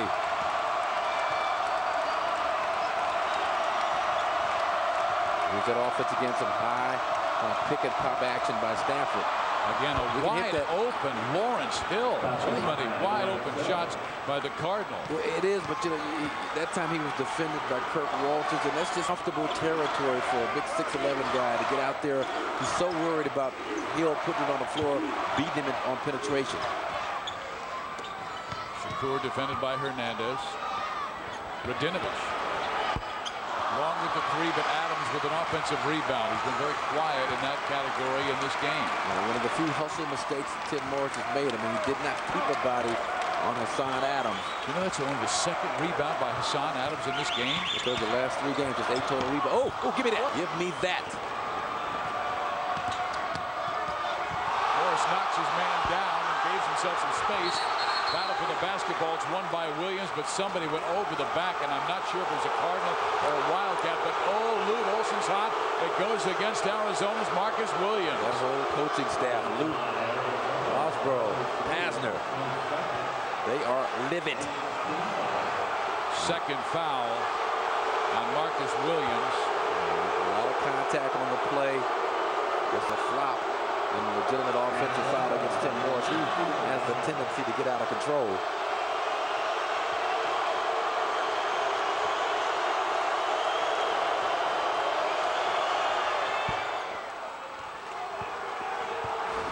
Take a look at Tim Morris. Didn't really get a chance to see that. And then here's another reason why they're upset. I mean, they called it over the back foul against Marcus Williams, who just used the long arm of the law to reach and secure that offensive rebound. That's not. Stanford goes back in front by 2, 3.5 to go.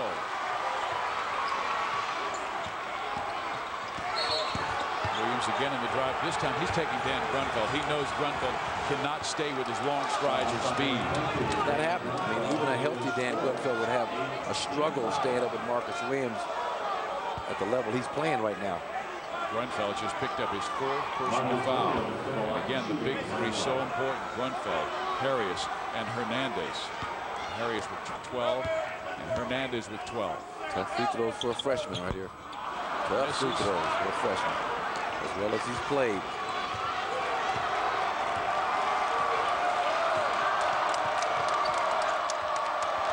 Arizona stays in the man. Walters on Hill as Stanford stays small outside of Harris. Stanford goes back to that flex pop back action. Oh, that's awful close.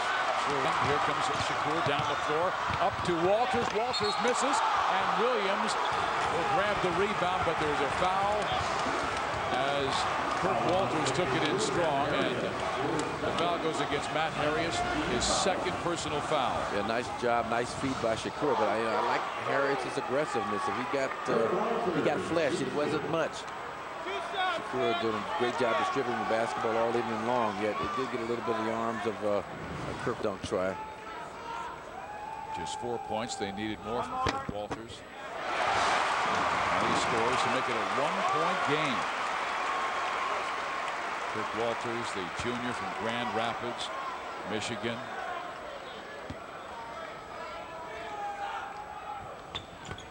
He ties the game at 77. Arizona won a 2 overtime game in Seattle earlier this year, 96-95. Stanford set up the flex, high screen and roll. He was going to do a flex cut off of Matt Harris. But it's 4 out and 1 in, and that 1 in is Matt Harris against Kurt Walters. It went off Harris. It was tipped by Adams, and that is twice in the second half in overtime that Adams has stripped an opponent and knocked it off the opponent's body out of bounds. Yeah, that's a nice job of Son. Just kind of an afterthought reach in as he was going to close out against his offensive guy.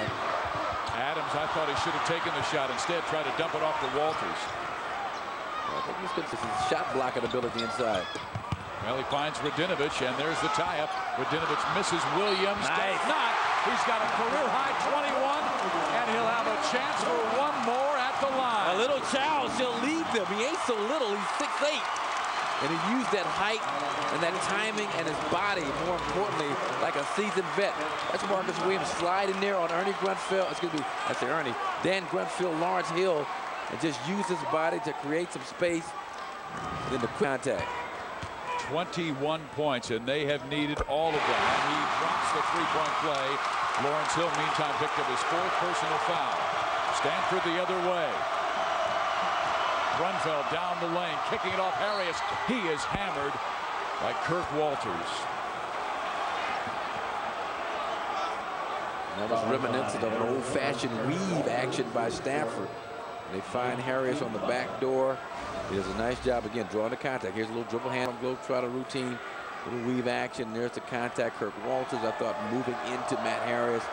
An excellent call. Oh, I tell you, this has been a brawl. Foul trouble in the game. Walters, Radinovich, Grunfeld, and Hill all playing with 4 personal fouls. Matt Harris, a fine foul shooter at 78%. Again, makes it a 2-point game. He can draw the Cardinal to within 1 at the 2:17 mark.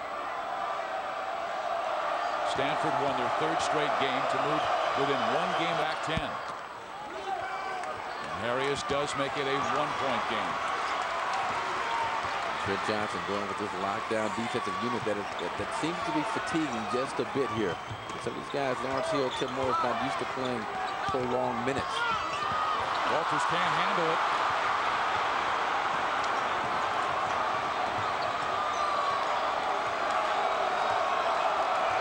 Good feed by Mustafa Shakur. Mustafa with a career best 12 assists in the game. Radinovich knocks it away. And Radinovich battling. It is out of bounds, and it'll be Arizona basketball. Harris is furious and yelling at the official, and they're saying leave the area, move down on defense. Yeah, that was the case of Lawrence Hill. I talked about the fatigue factor, freshman being careless with the ball. That's what started the scrum. Radinovich, the ball is a bad call. Off of Ivan Radinovich out for the Wildcats on that possession. And Matt Harris screamed at the official, "You're robbing us." There's a timeout on the floor. Lute Olson takes timeout. 1:30 to play. 26 seconds left in the shot clock. It's Arizona by 1 over the Stanford Cardinal on a remarkable game in overtime in Tucson, Arizona. At DirecTV, somebody had an idea about how to make television better. We put more football on TV. We'd show more. We'd offer over 155 all-digital channels for less than $1 a day. That's half the price of cable. Order now and we'll throw in 3 months of HBO Stars and Showtime for free. Just call us at 1-800-DIRECTV. There's always somebody standing by. Somebody up there loves you. DirecTV. Thanks for a wonderful evening. It's my pleasure. Hey, is this your car?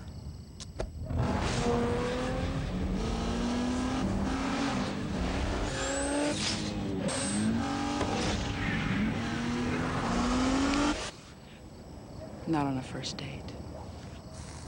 But, you want some coffee? Oh, yeah. The 265 horsepower Nissan Maxima. Arizona has a 1-point lead in overtime. I love your comment earlier, Marcus, about Marcus Williams. And the child shall lead them. Yeah, and this is when the offense for Arizona really discombobulates their own hands. And on a couple of possessions, once in regulation, once in overtime, just hits clutch shots, and then the seasoned vet move is slinking along the baseline, creating some space for the offensive rebound, drawing the contact. He's playing like a man. And he was the man who drove down the lane with 14 seconds left in the end of regulation to send the game to overtime. Stanford could not score at the end of regulation, and Arizona sent it to OT. They basketball. They'll have Williams, Radinovich, Shakur, Adams on the floor with Isaiah Fox, who's a very clever passer. Clever passer. Does a decent job of using his body inside to at the very least open up some room for an offensive rebound, set the hard screen on the outside. And that's what he's doing, trying to free up Hassan Adams. Williams again gets it. Still have plenty of time. 14 now on the shot clock. Where's Adams? Shakur swinging his way in, throws it up, and a shot! Over 6'10", Matt Harrius. Yeah, that's a nice job by Mustafa Shakur. I mean, Chris Rogers cut him off beautifully middle, spin back, and Harris had just gobbled up one of his shots earlier. So he gave him a little bit of a more fancy approach this time, a little show, bring it back down, double clutch, and then the kiss off the glass for the three-point play possibility. Shakur rattles it down. He's having a fine game. Mustafa Shakur now with 8 points to go with his career high 12 assists. Just creating something out of nothing by Mustafa Shakur. Now he must defend and chase the heady senior Chris Hernandez. Hernandez wide open for three, misses short, and Williams there again with a big rebound. A couple of freshmen, Hill and Williams, skying at the top of the square. There's Morris all over Adams, and he will commit the personal foul with 51 seconds, 50.8 remaining in this first overtime. Third personal foul on Tim Morris, who's really done a lockdown job on Hassan Adams, holding him to just 14 points, and he's been averaging over 20 this year. And kept him away from the offensive glass. Also been an impressive feat by Tim Morris. I mean, he only has 3 rebounds, and we're talking almost 45 minutes now. He hasn't played all 45, but here's the game reset. 2 timeouts each. Both teams now in the double bonus on the net. Makes 1 of 2 and gives Arizona a 2-possession lead. Grunfeld driving. It is tipped up and in. Arizona fans wanted a goaltend, not called, and the Wildcats still have a 3-point lead with 37.8 seconds remaining. The last shot hit for the rim, and thought it was a good no call by the official. I thought the ball was headed on its way down. It's nice to have an overhead shot, but we were giving you the best we got. But this will give us a nice look here. Yeah, I think that thing was it was coming down, which means it was away from the rim. Good job, Matt Harrius, working the offensive board. And Matt Harrius with a new career high 25 points. But that last foul went against Dan Grunfeld, his 5th. So and 3rd of that big trio of Harrius, Hernandez, and Grunfeld now sitting on the sideline. Coming onto the floor, Lawrence Hill with Harrius, Hernandez, Morris, and Mitch Johnson. Well, Stanford's done it before. As a matter of fact, 2 years ago against the Wildcats in a brilliant game at Maples Pavilion. It was number 12 Arizona with the lead, but Nick Pops Robinson hit the 3 at the buzzer. Might have been the game of the year. I think Stanford was trying to hold on to their undefeated season at that point. Arizona about to snatch it away, and then Pops out of, where's he from? Liberty, Missouri. Knocks down the runner, not just a run-of-the-mill three-pointer, but a runner from about 38 feet. And they started that year 26-0. They were number 1 in the nation, and they won the conference that year with a record of 30-2 overall, and won the Pac-10 for the 4th time in 6 years. These 2 teams have squared off for some great games in the past, and right now Arizona trying to nail it down in overtime. It's right now a 2-possession game, and now an 86-81 5-point Wildcat lead. Harrius loses it, and Shakur gets the timeout. What a heady play. He stole the ball, leaped in the air, looked at the official, and said, "Timeout, baby." took the point guard responsibility pretty much all to himself, and he's handled it exceptionally well tonight. And here's some presence of mind as Harris loses the basketball. He's still up in the air. Calls a timeout before he lands. That's a good play in college basketball. Now Stanford will be forced to foul again with 31.1 seconds, and more importantly, Stanford could see Arizona take a 3-possession lead. Currently, it's a 5-point edge if they make both foul shots. It could be a 3-possession. He possesses one of the iciest, most intimidating glares in the history of college basketball. Is showing it full force on the sidelines. Cardinal with a great comeback, down 11 at the half, roaring back to take the lead, only to see Arizona come back and tie it on Marcus Williams' layup with 14 seconds left in regulation. And the foul will be called, and it is against Stanford, sending Mustafa Shakur to the free throw line, who's been very strong of late and a 76% foul shooter this year. The Stanford faithful thought that Matt Harris was fouled, but I thought it was a good no call against Kirk Walters, who just principle of verticality, had good position. As you mentioned, they both kind of initiated contact. Assigned Adams got the ball to the line. And there we stand. And here we stand. Grunfeld fouled out earlier. Shakur now 9 for 9 from the free throw line. He is winning it in this overtime from the charity stripe. Adams gets the should do it.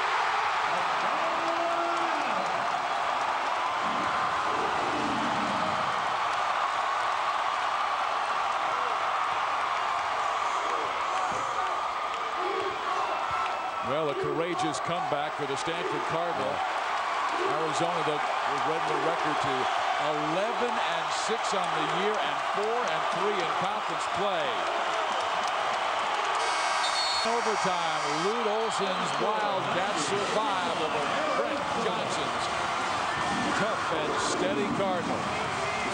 90-81 in overtime. That's it from Tucson, where again the Cats win by 9. For Marcus Johnson, I'm Steve Physiak saying so long, everyone. Thanks for watching exclusive coverage of Pac-10 Hoops on FSN.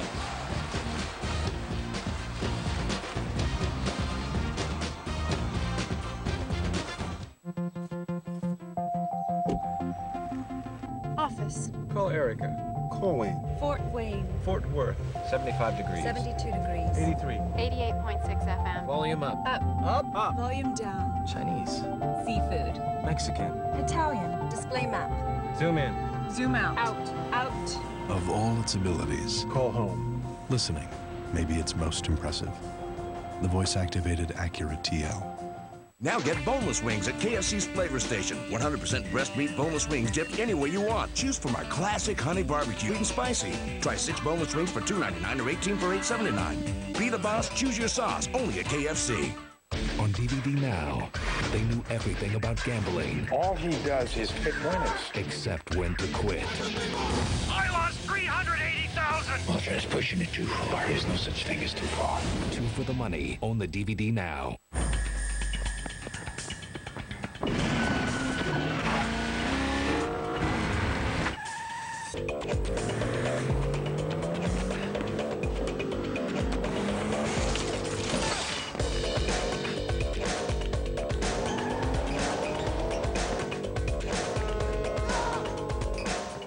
The new 265 horsepower Nissan Maxima.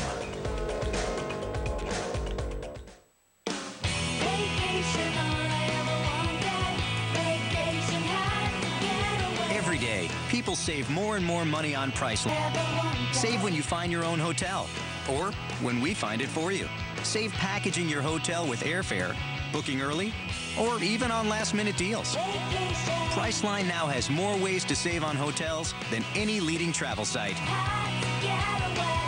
Priceline, more ways to save. You're watching FSN South. Taken away by Parker. She can't jam it, folks. I don't know that It's a situation where you lose, you go home, and there are no more games to play. Singletary. Bangs it in, he's fouled by Phillips. Brindamore circling the wagons again. In the slot, coming, scores! 5-hole on DiPietro. Carolina back up by 1. is your Southern Sports Report, brought to you by Bell South. As always, fantastic to have you aboard. I'm Bob Pasella. Terry Chick manning the desk. He will join us in a moment. Right here on FSN South. Coming up, we will take you back to Nashville as college basketball's winningest coach celebrates a milestone that just a few years ago not many of us thought was even possible. Also ahead, it's fire on ice. The red-hot Hurricanes looking to gun down their franchise record-tying 9th straight win. We've got all the highlights coming up from Raleigh. And who would you rather have as your starting quarterback in the NFC Championship? More Seattle's Matt Hasselbeck, a former NFL quarterback, joins us to answer that very question.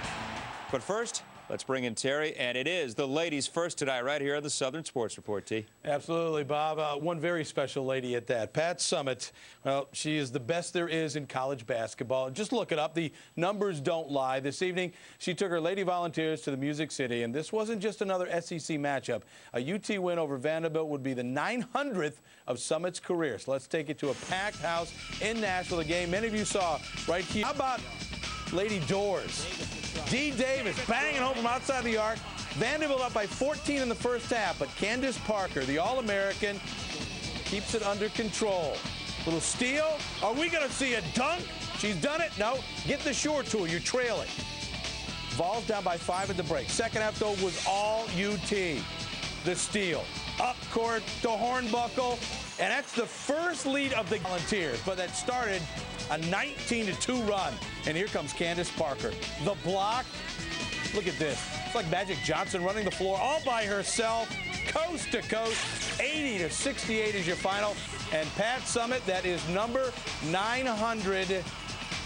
My, oh my. She is in a class all by herself. A record 900 wins, 172 losses. Along the way, she's accumulated 6 national titles, 11 SEC tournament titles. Her teams have made it to the Final Four 16 times.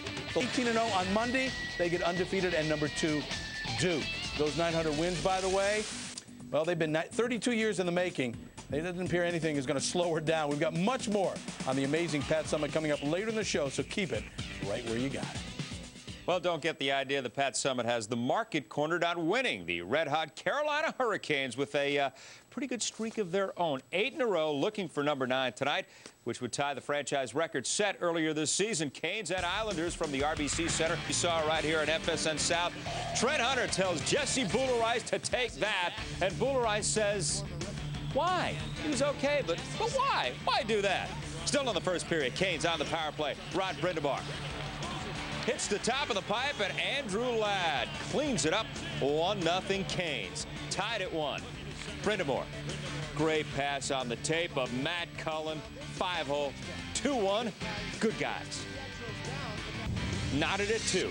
Just seconds before the intermission, Mike Commodore from near the blue line, the knuckler goes in, and it was 3-2 Canes. Third period, same count. Canes benefiting from the new NHL rule that allows the 2-line pass right there to Eric Stahl. And folks, he knows what to do with it. The Canes win their 9th in a row. 4-3 is the final. So they tie the franchise record that they set earlier this season. They have now won 12 of their last 13 at home. They're 68 points, tops to the RBC Center. And the guys who called the game, John Forsland and Trip Tracy. Thank you very much. Well, 9 in a row, the second time this season. The beat goes on for the Hurricanes. Now they have a chance for a team record in Washington on Saturday night. Boy, it's amazing, isn't it? You know, and, you know, this was a game, you know, where they had key guys out of the lineup. Yeah. And, you know, a lot of teams would not have used Cam Ward, as good as Gerber's been.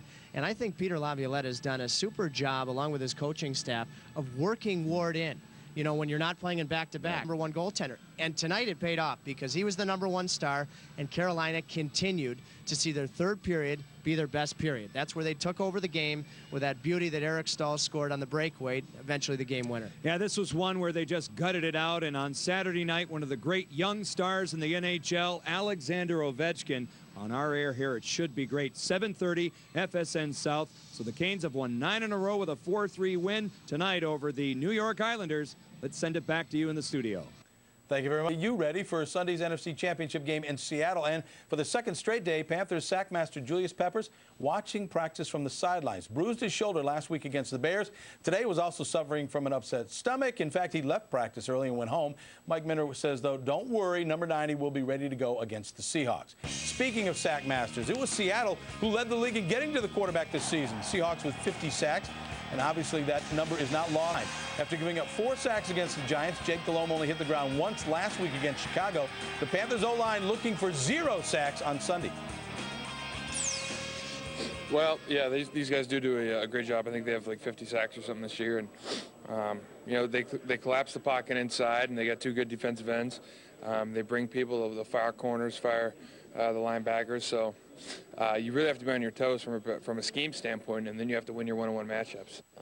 The weird thing is they don't bring a lot of pressure, so you know, but they are getting. You're right. We're going to have to be able to run the ball successfully, and you know, we just want to be balanced offensively to be able to move the ball. They have sacks because their offense is very, very good. They can put points up on the board, and they had a lot of times this year where they were beating people pretty handily. And that defensive line, they're energetic. They can run. The linebackers, they fly to the ball. This is a group that plays with a lot of heart, a lot of passion. Now, the Panthers, the Seahawks are going to bring some heat, and when they're not trying to get to Jake, they do a pretty good job of shutting down the run, but then again, so do the Panthers. Both teams giving up less ground. The Cats have yielded 9 rushing touchdowns. The Seahawks, only 5. Well, the Southern Sports Report rolls on. We will roll out that Panthers tenacious D. On a roll, but can they shoot down the Seahawks offense, which is on a pretty good roll of its own? And the Tar Heels basketball team was on a roll until they rolled up against the Hurricanes back on Saturday. Tonight, UNC looking to get back on the winning track against the Cavaliers. The highlights coming here with this. Your Southern Sports Report is brought to you by Advance Auto Parts. We're ready in advance. Advance. The Riviera's most exclusive casino hosts the world's toughest poker tournament. Riverbell.info presents the Monte Carlo Millions. The world's top players come to the most glamorous city in the world to battle for a $3 million purse. He's all in! Riverbell.info presents the Monte Carlo Million SN. Hi, do you have a table for... Nothing for 2 hours. Which is unacceptable. Let me see what I can do. Time's up. No, you are! Get out of here! I can have your table ready in seconds. I'm so sorry. Hurry. Would you like a drink on the house? What can I get for you? Hurry, please. This is our finest table. This week on Countdown to Signing Day, he's a 4-star running back, and he's a playmaking linebacker. They'll both be in studio, and one will make his verbal commitment. Tonight at 6:30 on FSN South. There she is, Jimmy. Flags up. I see it. Just got to shake these guys. Big thumbs up, Jimmy. Take a look to your left, brother. We'll blow her on. Clear high, clear high. Looking good, Jimmy. You get up front, you're gone. I got it. Head. Go. Here, Bone, 3 up. Good day, guys. All right, guys, go turn the wall. There's the finish. I'm close now. There, you're clear. Be ready. Go. Capture the flag. NASCAR returns to Fox. We offered, and over 12,000 of you registered. Now, e-alert, our email tune-in reminder, has become the way to find out when your team will be playing